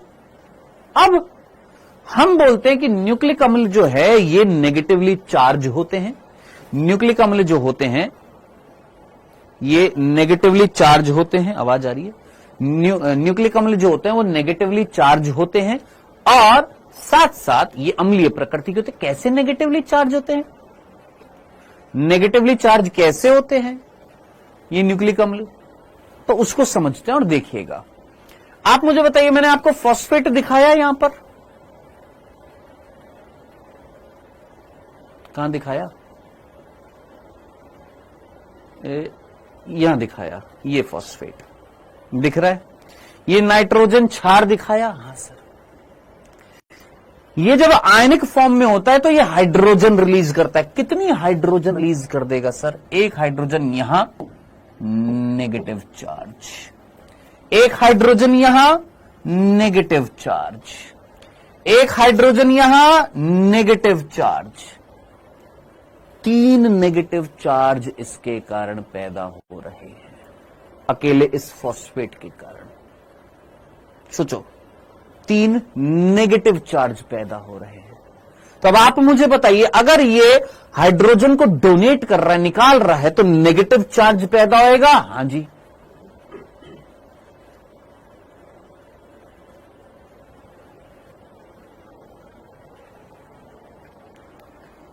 होएगा, होएगा, नेगेटिव चार्ज होएगा। इतनी सी बात समझ में आई है? आइए समझ में। किंग, अविनाश, शिवम गिरी, क्लियर है? तो इस फॉस्फेट के कारण क्या पैदा हो रहा है इस डीएनए पर? सर फॉस्फेट 10 हैं, 10 ही क्षार थे, लेकिन इस फॉस्फेट के कारण 3 नेगेटिव चार्ज पैदा हो रहे हैं। तो हम क्या बोलते हैं कि डीएनए जो है वो नेगेटिवली चार्ज होता है। किसके कारण? फॉस्फेट के कारण। फॉस्फेट की संख्या और क्षार की संख्या बराबर है, लेकिन एक फॉस्फेट से 3 नेगेटिव चार्ज प्रोड्यूस हो रहा है। इस वजह से नेगेटिव चार्ज ज्यादा होता है किसमें? डीएनए में। इसीलिए हम डीएनए और आरएनए में, दोनों में, इसीलिए हम डीएनए को क्या बोलते हैं? Negatively charge molecule. किसके कारण? यह प्रश्न पूछा गया नीट में कि डीएनए पर आवेश ऋणात्मक होता है, नेगेटिव होता है। किसके कारण होता है? भूल मत जाना, फॉस्फेट के कारण होता है। क्या यहां तक की बात आपको समझ में आ गई है? क्लियर? तो ये प्रश्न जिसने पूछा था उस टाइम पर, जो मैं उस टाइम पर नहीं बता पाया था, कब? जब न्यूक्लियस हम पढ़ रहे थे, है ना? तो इसका आंसर ये है कि फॉस्फेट हाइड्रोजन डोनेट कर देता है और 3 जगह पर, 3 पोजीशन पर डोनेट कर रहा है। इस वजह से वो कैसा होता है? नेगेटिवली चार्ज हो जाता है, ज्यादा नेगेटिवली चार्ज हो जाता है। चलें आगे बढ़ते हैं, अगले बिंदु पर बढ़ते हैं, और वो क्या है? ध्यान से सुनना बेटा। एक है हमारा डीएनए, एक है हमारा आरएनए। डीएनए किससे बना हुआ है? सर नाइट्रोजन बेस है, नाइट्रोजन बेस। जब शर्करा से जुड़ते हैं तो क्या बनता है? न्यूक्लियोसाइड बनता है। और न्यूक्लियोसाइड के साथ जब फॉस्फेट जुड़ता है तो न्यूक्लियोटाइड बनता है। कितने बच्चों को यह चीज नहीं पता है? मेरे को साफ साफ बोल दीजिए। यस सर, मार्क जोसेफ, अब समझ में आ गया, वेरी गुड। जल्दी से मुझे बताइए, आप में से कितने बच्चों को यह चीज पता नहीं है? ये चीज हम पहले भी पढ़ चुके हैं, हमने पहले भी पढ़ी है। क्या? कि ये दोनों, कौन दोनों जनाब? शर्करा और नाइट्रोजन क्षार मिलकर क्या कहलाते हैं? न्यूक्लियोसाइड कहलाते हैं। और न्यूक्लियोसाइड के साथ फॉस्फेट जोड़ दो तो क्या कहलाता है? न्यूक्लियोटाइड कहलाता है। हैं जी? अनिकेत कुमार कह रहे सर हमको पता नहीं है। मेरे को नहीं पता था। भाई साहब आप लोगों ने सेल चैप्टर नहीं पढ़ा है? सच्ची सच्ची बताना, सेल चैप्टर नहीं पढ़ा है? मतलब निकाल दिया आपने सेल चैप्टर? अन्नू कुमारी नहीं पता, सेल चैप्टर छोड़ दिया है, पहला चैप्टर है, पहला चैप्टर छोड़ दिया था, मतलब आपने सेल चैप्टर नहीं पढ़ा है। सेल चैप्टर के अंदर न्यूक्लियस नहीं पढ़ा है।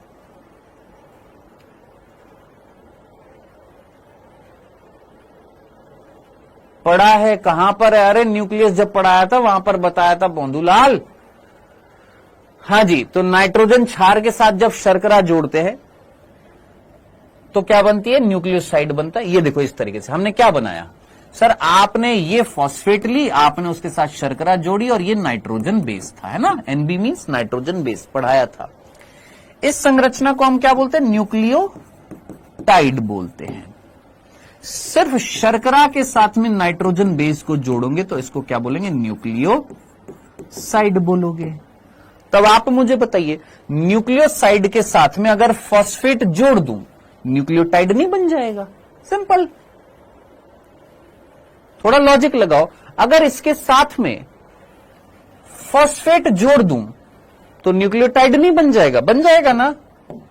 बन जाएगा ना? तो क्या मैं बोल सकता हूं कि nucleotide is equals to nucleoside plus phosphate. ये हम लोगों ने फर्स्ट चैप्टर में पढ़ा था कि न्यूक्लियोटाइड जो है वो किससे बना हुआ है? सर न्यूक्लियोसाइड से और फॉस्फेट से। ये हमारी फॉस्फेट है, ये हमारा न्यूक्लियोसाइड है। अगर इन दोनों को जोड़ दूं तो ये बन जाएगा। सिंपल, क्लियर है? यहां तक की बात समझ में आ गई है? कोई कंफ्यूजन तो नहीं था? चलें आगे। अब इधर देखिएगा, यही चीज मैंने लिखी है कि नाइट्रोजन बेस के साथ शर्करा जोड़ेंगे तो क्या बनेगा? न्यूक्लियोसाइड बनेगा। न्यूक्लियोसाइड के साथ फॉस्फेट जोड़ेंगे तो न्यूक्लियोटाइड बनेगा। अब इधर देखिएगा, ध्यान से सुनिएगा। सेम टू सेम आरएनए में है, नाइट्रोजन बेस के साथ में शर्करा जोड़ेंगे तो न्यूक्लियोसाइड बनेगा, और न्यूक्लियोसाइड के साथ में फॉस्फेट जोड़ेंगे तो न्यूक्लियोटाइड बनेगा। ठीक है जनाब, ये मैंने पी लिख दिया, पी मतलब फॉस्फेट। ठीक है, चलो अब इधर देखिएगा, यहां पर समझने की कोशिश करना। डीएनए के अंदर नाइट्रोजन क्षार कौन से मिल रहे? सर एडेनिन मिल रहा है, थाइमिन मिल रहा है, साइटोसिन मिल रहा है और ग्वानिन मिल रहा है। ठीक है, शर्करा कौन सी मिल रही है डीएनए में? Deoxy ribose.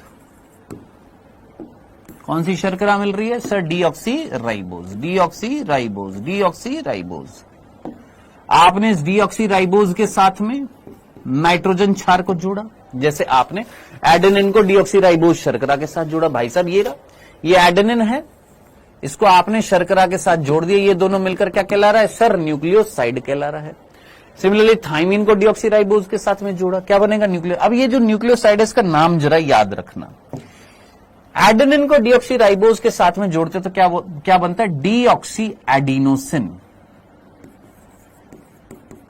डीऑक्सी एडिनोसिन क्या बनता है? डीऑक्सी एडिनोसिन बनता है। डीऑक्सी थाइमिडिन बनता है,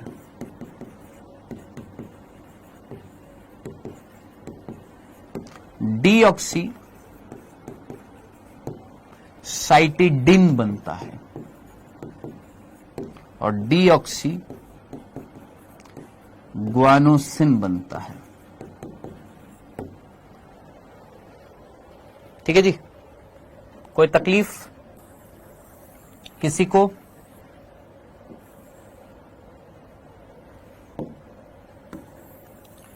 किसी को कोई तकलीफ यहां तक की बात में?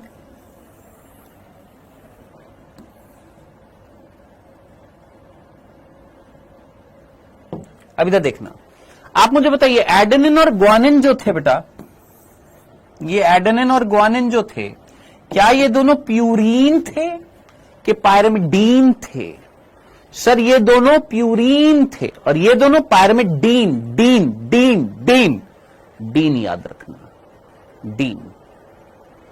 साइटिडीन, थाइमिडीन, ये डीन वर्ड कब लगाना है? जब न्यूक्लियोसाइड की बात कर रहे हैं। यानी थाइमिन तो नाइट्रोजन क्षार है, अगर उसके साथ में शर्करा जोड़ोगे तो क्या बन रहा है? कौन सा? पायरिमिडीन जो था, कौन सा पायरिमिडीन बन जाएगा? ये थाइमिडीन कहलाएगा, ये साइटिडीन कहलाएगा। और प्यूरीन, एडेनिन प्यूरीन जो है वो क्या कहलाएगा? एडिनोसिन कहलाएगा, और ये ग्वानोसिन कहलाएगा। तो ये दोनों प्यूरीन थे, ये दोनों पायरिमिडीन थे। शर्करा के साथ जोड़ते तो ये क्या बनता है? न्यूक्लियोसाइड बनता है। डन। अब आप इसके साथ में क्या जोड़ रहे हो सर? फॉस्फेट जोड़ रहे हो। अब फॉस्फेट इसके साथ में जोड़ दोगे तो क्या बनेगा? न्यूक्लियोटाइड बनेगा, और उस न्यूक्लियोटाइड का नाम है डीऑक्सी एडिनोसिन मोनोफॉस्फेट। क्या फुल फॉर्म क्या होगी? Deoxy adenosine monophosphate. Deoxy adenosine, देखो ये वर्ड तो हमने यूं का यूं लिख दिया, डीऑक्सी एडिनोसिन। एक फॉस्फेट जोड़ रहे हैं, एक फॉस्फेट को हम क्या बोलेंगे? मोनोफॉस्फेट। ठीक है, शॉर्ट में क्या लिखते हैं? DAMP। DAMP means deoxy adenosine monophosphate. अब आप मुझे बताइए, क्या मैं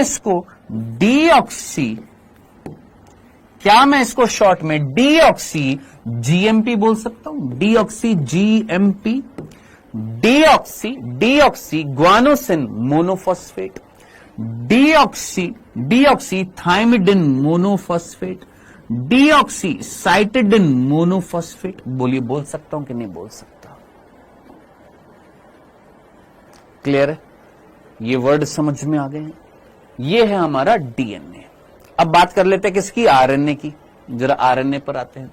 भैया आरएनए में नाइट्रोजन क्षार जो थे सेम टू सेम डीएनए जैसे थे, बस फर्क कितना सा है, यहां पर एडेनिन है, यहां पर यूरासिल है,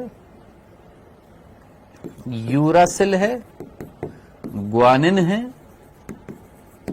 यहां पर हमने थायमिन थर्ड पर था और यहां पर साइटोसिन है। बस यही तो डिफरेंस था, यहां थायमिन था, यहां यूरासिल है, खत्म। अब शर्करा कौन सी है सर? राइबोज है। यहां पर शर्करा कौन सी है सर? राइबोज है, राइबोज है, राइबोज है, राइबोज है। ठीक है जी। अब राइबोज है तो जो यहां पर कंपाउंड बनेगा, न्यूक्लियोसाइड बनेगा, यहां पर जो बन रहा था वो क्या बन रहा था? डीऑक्सी लगा रहे थे, या डीऑक्सी राइबोज था तो हम वर्ड लगा रहे थे डीऑक्सी और एडिनोसिन। अब यहां पर डीऑक्सी लगाएंगे क्या? नहीं, सिर्फ क्या बोलेंगे? एडिनोसिन। अरे जरा कॉमन सेंस लगाओ, यहां एडेनिन, यहां एडेनिन, यहां पर डीऑक्सी राइबोज, यहां पर केवल राइबोज, यहां पर बन रहा है डीऑक्सी एडिनोसिन, यहां पर बन रहा है एडिनोसिन। तो एडिनोसिन और डीऑक्सी एडिनोसिन में क्या फर्क है सर? यहां पर एडिनोसिन जो था इसमें शर्करा जो थी राइबोज थी, यहां पर डीऑक्सी राइबोज है। अब यहां पर हम ऐसे नहीं लिखेंगे राइबो एडिनोसिन, नहीं, सिंपल एडिनोसिन। यहां पर क्या बोलेंगे? ग्वानोसिन। अब ये पता मैं क्यों बता रहा हूं आपको? क्योंकि ये चीज आपके इस चैप्टर में एनसीईआरटी में लिखी हुई है, इसलिए बता रहा हूं। यूरिडिन और साइटिडिन, ये चीज आपके इस चैप्टर में लिखी हुई है एनसीईआरटी में, इसलिए बता रहा हूं। अब आप इसके साथ क्या जोड़ रहे हैं? फॉस्फेट। अब न्यूक्लियोसाइड के साथ में अगर फॉस्फेट जोड़ेंगे तो क्या बनेगा सर? न्यूक्लियोटाइड बनेगा। और यहां पर जो न्यूक्लियोटाइड बनेगा उस न्यूक्लियोटाइड को हम क्या बोलेंगे सर? उस न्यूक्लियोटाइड को हम बोलेंगे, हाँ भाई, यहां पर जो न्यूक्लियोटाइड बनेगा उसको हम बोलेंगे एडिनोसिन। एडिनोसिन तो है ही, उसके साथ में क्या जोड़ देंगे? मोनोफॉस्फेट। Adenosine monophosphate. शॉर्ट में क्या बोलेंगे? AMP। सिमिलरली इसको क्या बोलेंगे? GMP। इसको क्या बोलेंगे? UMP। इसको क्या बोलेंगे? CMP। Cytidine monophosphate, uridine monophosphate, guanosine monophosphate, adenosine monophosphate. अब ये चीज सुनने समझने के बाद आप मुझे बताइए, आप में से कितने बच्चों को ATP वर्ड पता है? What is the full form of ATP? सभी जानते हैं ATP। ATP फुल फॉर्म क्या होती है? Adenosine triphosphate. क्या होता है adenosine triphosphate? What is adenosine? कौन है एडिनोसिन? अभी तेरे को बताया। कौन है एडिनोसिन? एक न्यूक्लियोसाइड है। जब आप एडेनिन नाइट्रोजन क्षार के साथ राइबोज शर्करा जोड़ते हैं, किसके साथ? एडेनिन के साथ में राइबोज शर्करा जोड़ते हैं तो क्या बनता है? एडिनोसिन बनता है। और उस एडिनोसिन के साथ में अगर आप 3 फॉस्फेट जोड़ देते हैं तो क्या बनता है? एडिनोसिन ट्राइफॉस्फेट बनता है। तो भैया व्हाट इज दिस? ये है न्यूक्लियोटाइड। कौन सा न्यूक्लियोटाइड है? मोनोफॉस्फेट वाला।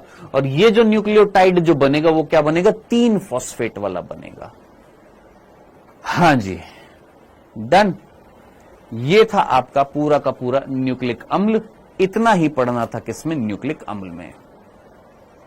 Adenylic acid, guanylic acid, cytidylic acid या यूरिडिलिक एसिड भी बोल सकते हैं। वेल डन ब्यूटी रॉय, बहुत बढ़िया।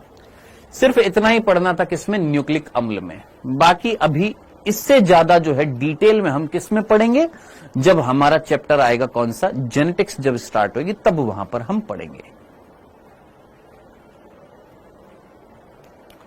हाँ जी, तो कोई है जिसके ऊपर से अगर गया है तो टेंशन मत लेना, इसको हम बिल्कुल और बेसिक से पढ़ेंगे। किसमें?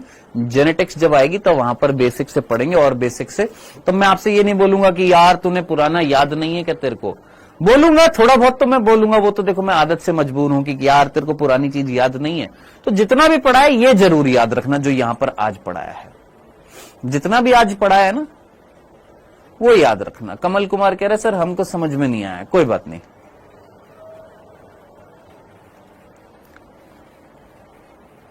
आ जाएगा बेटा, बाद में आ जाएगा कमल कुमार।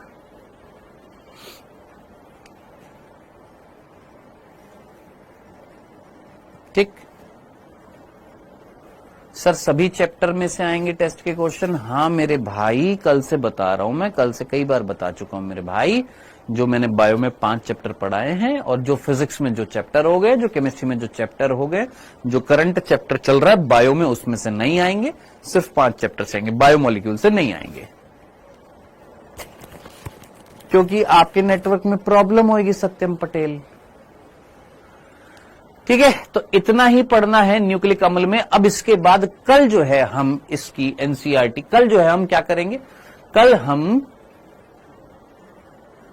कल छुट्टी नहीं होगी। कल मैंने आपको बताया था वो जो पेपर जो होगा उसकी हम क्या कर लेंगे, या कोशिश करें कल एनसीईआरटी देख लें इसकी। नहीं यार, एनसीईआरटी रीड आउट करेंगे, मैक्सिमम बच्चे तैयारी कर रहे होंगे। कल हम एक काम करते, जो हमारा पुराना पेपर था उसको डिस्कस कर लेंगे, मंडे को हम इसकी एनसीईआरटी रीड आउट कर लेंगे। ठीक है, नोट्स में कहां लिखना है, आप नोट्स में यहां से लिख सकते हो, मैंने आपको नोट्स दिखा दिया, आप सारे के सारे नोट्स यहां से लिख सकते हो। ये सारे के सारे नोट्स से आप लिख सकते हो, आपको जस्ट कॉपी करना है। जो जो चीज मैंने बताई है सब कुछ लिखी हुई है यहां पर, आप सीधा इसमें से कॉपी कर लीजिए या समझ लीजिए, अपने नोट्स खुद बनाइए। लेकिन एक सहायता चाहिए होती है, तो सहायक रूप में इन नोट्स को सहायता लीजिए। यूं का यूं कॉपी मत करिए, उनको पढ़िए, उनको समझिए, और पढ़ने के बाद में फिर अपने नोट्स बनाइए। उनमें से देखिए जो जो चीजें उसने लिखी हुई हैं वो चीज आप लिख सकते हैं। जो मैंने आपको बताया है कि सपोज मैंने आपको आज क्या पढ़ाया है, सर हमने यहां पर ये पढ़ा है, न्यूक्लिक एसिड पढ़ा है ना, पढ़ा है ना। अब ये नोट्स देख, ये न्यूक्लिक एसिड यहां से स्टार्ट हो रहा है। इस बालिका ने न्यूक्लिक एसिड यहां से स्टार्ट किया। क्या लिखा है, खोज जो है फ्रेडरिक मैशर ने करी। इन्होंने न्यूक्लिक अम्ल को न्यूक्लिन नाम दिया था। न्यूक्लिक अम्ल शब्द आल्टमैन ने दिया था। ये दीर्घ अणु होते हैं, अम्ल में अघुलनशील अविलेय होते। अविलेय मीन्स जो घुलनशील नहीं है। न्यूक्लिक अम्ल न्यूक्लियोटाइड के बहुलक होते, यही चीज हमने पढ़ी।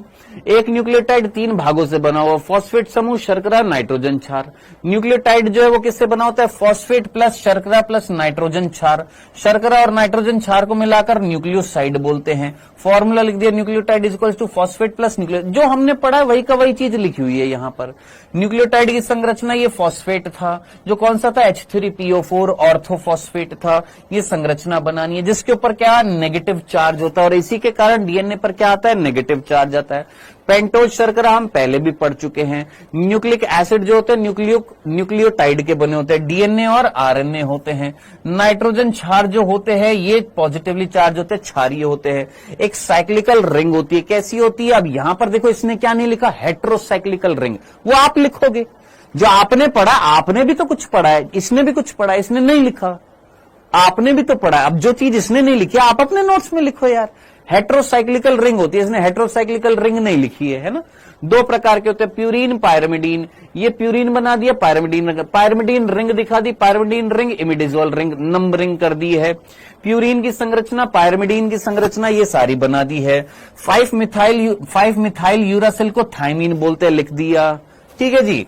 या यूरासिल क्या होता है, नॉन मिथाइलेटेड थायमीन होता है। यूरासिल क्या होता है, जिसमें मिथाइल समूह नहीं है। थायमीन क्या था, जिसमें मिथाइल समूह था। ठीक है। न्यूक्लिक एसिड, डीएनए आरएनए में डिफरेंस लिख दिया। एटीजीसी नाइट्रोजन क्षार, यूजीसी नाइट्रोजन, शर्करा डीऑक्सीराइबोज, शर्करा राइबोज, फॉस्फेट दोनों में सेम है। ये द्विरज्जु की, ये एकल रज्जु की है। यहां पर ये बना दिया, यहां पर ये बना दिया, वही की वही चीज जो मैंने आपको पढ़ाई है। हाँ जी।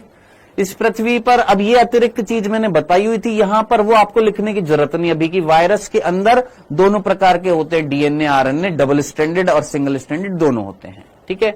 बंद जो था यहां पर अभी आपको लिखने की जरूरत नहीं है, ये चीजें अभी अब मत लिखना। ये अतिरिक्त चीजें हैं जो मैंने यहां पर इनको बता दी थी, बस ये वाली चीज मत लिखना। बस कौन सी चीज नहीं लिखनी है, ये बॉन्ड नहीं लिखना, अभी बॉन्ड मत लिखना। ये बॉन्ड अतिरिक्त मैंने यहां पर बता दिया था, अभी मत लिखना। ये बॉन्ड आएगा, कहां पर आएगा, ये एस्टर बॉन्ड, फॉस्फोडाइएस्टर बॉन्ड, ये सब आएगा, डिटेल में पढ़ेंगे। सर इसमें आउट ऑफ एनसीईआरटी कुछ भी नहीं है यार, तुमको बस out of NCERT, NCERT out of NCERT यही लगा रहता है। भोंदूलाल बिल्कुल सब कुछ एनसीईआरटी बेस्ड है।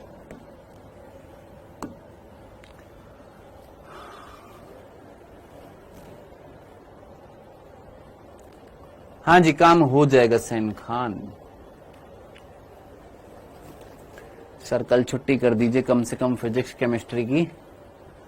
यार देखो फिजिक्स केमिस्ट्री का मैं बेटा मैंने फिजिक्स केमिस्ट्री का जिम्मा थोड़ी ना ले रखा है, बायो का ले रखा है ना। प्राथमिक और द्वितीय उपापचय रह गए। ये देखो ये कौन आया, सुधीर कुमार वर्मा।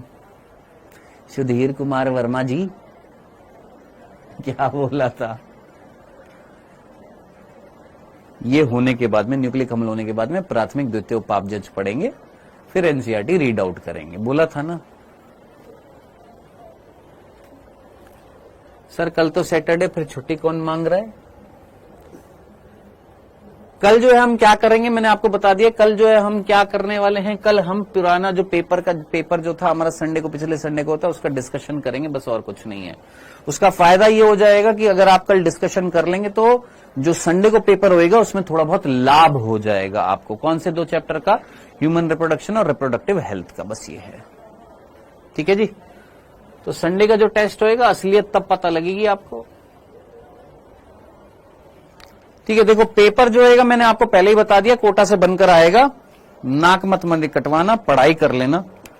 यहां पर मेरे को 27 बच्चे दिखते हैं या 30 बच्चे दिखते हैं 650 से पार। कहीं पता लगे कि संडे का जो टेस्ट का रिजल्ट आया उसमें 2-3 बच्चे ही आ रहे हैं, तो ऐसी नाक मत कटवा देना। ठीक है, चीज वही है। ठीक है, बिंदास यूं मान के चलना। कुछ ऐसा नहीं है कि कोटा से कोई अलग तरीके का पेपर आएगा, पेपर वैसा ही आएगा जैसा मैं आपको देता हूं, लेकिन मुझे नहीं पता कैसा आएगा। इतना मेरे को पता है एनसीईआरटी बेस्ड आएगा। अब आपने कितने अच्छे से प्रिपरेशन करी है वो आप पर डिपेंड करेगा। ठीक है, फाड़ के रख देना पेपर को, बस बिंदास पढ़ाई करो, पूरा टाइम है आपके पास, फाड़ कर रख देना पेपर को। ऐसे फाड़ कर नहीं, जो पेपर आएगा उसको अच्छे से अटेम्प्ट करना। ठीक है, जाएं, बिल्कुल जा सकते हैं। किसी को कोई और डाउट है तो बिंदास पूछ लीजिए, बाकी जा सकते हैं।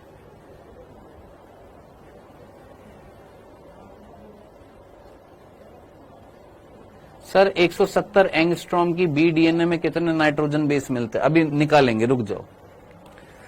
ट्राई कार्बोक्सिलिक अम्ल के उस चरण की पहचान कीजिए जिसमें सबस्ट्रेट का ऑक्सीकरण नहीं होता है। अब ऐसे याद नहीं है, कहां से क्वेश्चन लेकर आ रहे हो अभी, ये कहां से ट्राई कार्बोक्सिलिक एसिड चक्र पढ़ रहे हो तुम, क्रैब साइकिल कहां से पढ़ रहे हो, जहां पर सबस्ट्रेट का ऑक्सीकरण नहीं होता है। एसिटिक एसिड बनता है, सक्सेनिक एसिड से मैलिक एसिड बनता है, सक्सेनिक कोएंजाइम से सक्सेनिक एसिड बनता है, आइसोसिट्रिक एसिड से अल्फा कीटोग्लूटारिक एसिड बनता है। सबस्ट्रेट लेवल उस जिसमें ऑक्सीकरण नहीं होता है, substrate level phosphorylation. Substrate level phosphorylation होएगा ना, जिसमें मैलिक एसिड से ऑक्जेलो एसिटिक एसिड बनता है, सक्सेनिक एसिड से मैलिक एसिड बनता है, सक्सिनल कोएंजाइम से सक्सेनिक एसिड बनता है, आइसोसिट्रिक एसिड से अल्फा कीटोग्लूटारिक एसिड बनता है। तो यहां पर बनता है, यहां पर बनता है, यहां पर बनता है। एक बार देखना पड़ेगा अर्चिता शर्मा में, एक बार मेरे को डायरेक्टली याद नहीं आ रहा बेटा, देखो सीधी सी बात है।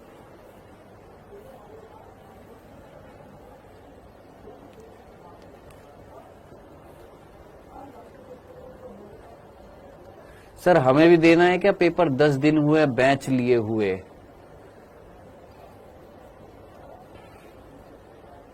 दे दो यार।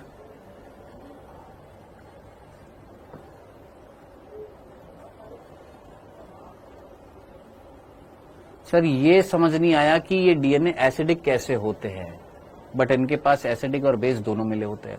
नोबिता मैंने आपको बताया कि डीएनए के पास एक एसिड है और एक बेस है, या यूं मान लो एक क्षारीय समूह और एक अम्लीय समूह है। ठीक है, जिसमें से फॉस्फेट जो है वो नेगेटिव चार्ज प्रोड्यूस कर रहा था और शर्करा जो है वो पॉजिटिव चार्ज प्रोड्यूस कर रही थी। ठीक है, अब मैं आपसे बोल रहा हूं कि जो शर्करा है उसमें से पॉजिटिवली चार्ज जो है वो 2 नाइट्रोजन पर थे। नाइट्रोजन जो थे उनमें 2 नाइट्रोजन पर पॉजिटिव चार्ज था और फॉस्फेट में 3 जगह पर नेगेटिव चार्ज था। अब ओवरऑल अगर आप देखोगी नोबिता, तो फॉस्फेट, जितने फॉस्फेट है उतनी शर्करा है, जितने फॉस्फेट उतनी शर्करा, लेकिन फॉस्फेट में नेगेटिव चार्ज ज्यादा है, इस वजह से फॉस्फेट क्या प्रोड्यूस कर रहा है, नेगेटिव चार्ज प्रोड्यूस कर रहा है डीएनए में। ठीक है, ओके, अब क्लियर है ये चीज, समझ में आया। बिल्कुल जा सकते हैं मेरे भाई, अर्चिता मैंने आपको अभी ये बता दिया है, ऑलरेडी बोल दिया अर्चिता शर्मा मैंने आपको। चलो जी, मिलते हैं बेटा कल, और जो क्वेश्चन हमारे रह गए थे पिछले टेस्ट के उनको एक बार हम देख लेते हैं।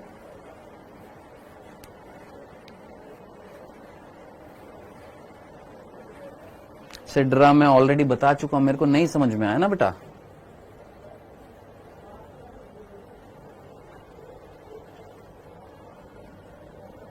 सर्टोली कोशिका शुक्राणु को पोषण देती है, हाँ। लिडिक सेल पुंजन हार्मोन निकालती है, हाँ। लिडिक कोशिका को अंतराली कोशिका कहते हैं, हाँ।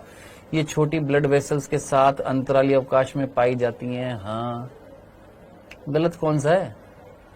सर्टोली कोशिका शुक्राणु को पोषण देती है, लिडिक सेल्स पुंजन हार्मोन निकालती है, हाँ। लिडिक कोशिका को अंतराली कोशिका, कुछ भी गलत नहीं है, सारी की सारी तो चीज सही है। बंधु क्या इसमें कोई गलत स्टेटमेंट ही नहीं है। क्वेश्चन बना रहे हो ये तो सोचो कि चारों स्टेटमेंट तुम सही दे रहे हो तो गलत क्या होगी। सर इस संडे टेस्ट है क्या? कौन है ये? अंशी दिव्यांशी। हाँ बेटा इस संडे को टेस्ट है। सर क्लास 9:30 बजे है। कौन सी 9:30 बजे है बेटा? सर ये चैप्टर ऊपर से जा रहा है तो उछलो बेटा, चित्त कब्रे उछलो। ऊपर से जा रहा है तो उछलो बेटा, उछल कर पकड़ो।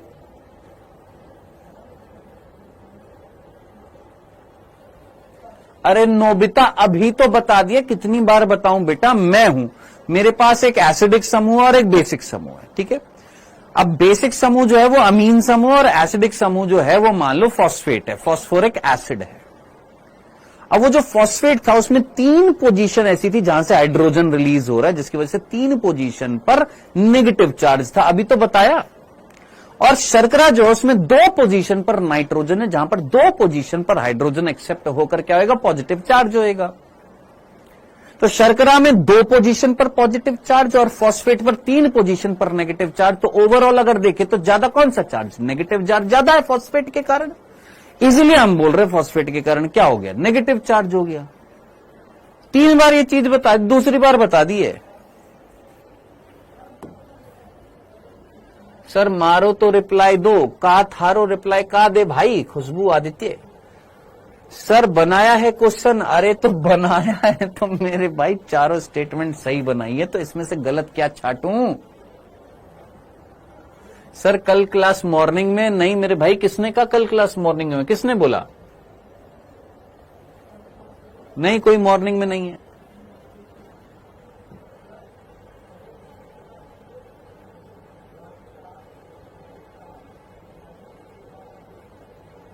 शुक्राणुओं का शुक्रजनक नलिकाओं में मोचन को स्पर्मिएशन कहते हैं, बिल्कुल सही है। शुक्राणु जनन शुक्राणु जन से शुक्राणु बनने की प्रक्रिया होती है। नहीं बेटा स्टेटमेंट गलत है। शुक्राणु जनन जो होता है वो क्या होता है? शुक्राणु प्रसूत से शुक्राणु बनने की प्रक्रिया। गलत दे रखा है, इसको प्लीज सही कर लेना। कौन है? ब्यूटी रॉय। इसको सही कर लेना, इसमें स्टेटमेंट गलत दे रखा है और ये चीज हम कई बार डिस्कस कर चुके हैं। मतलब ओके आकाश सिवारे।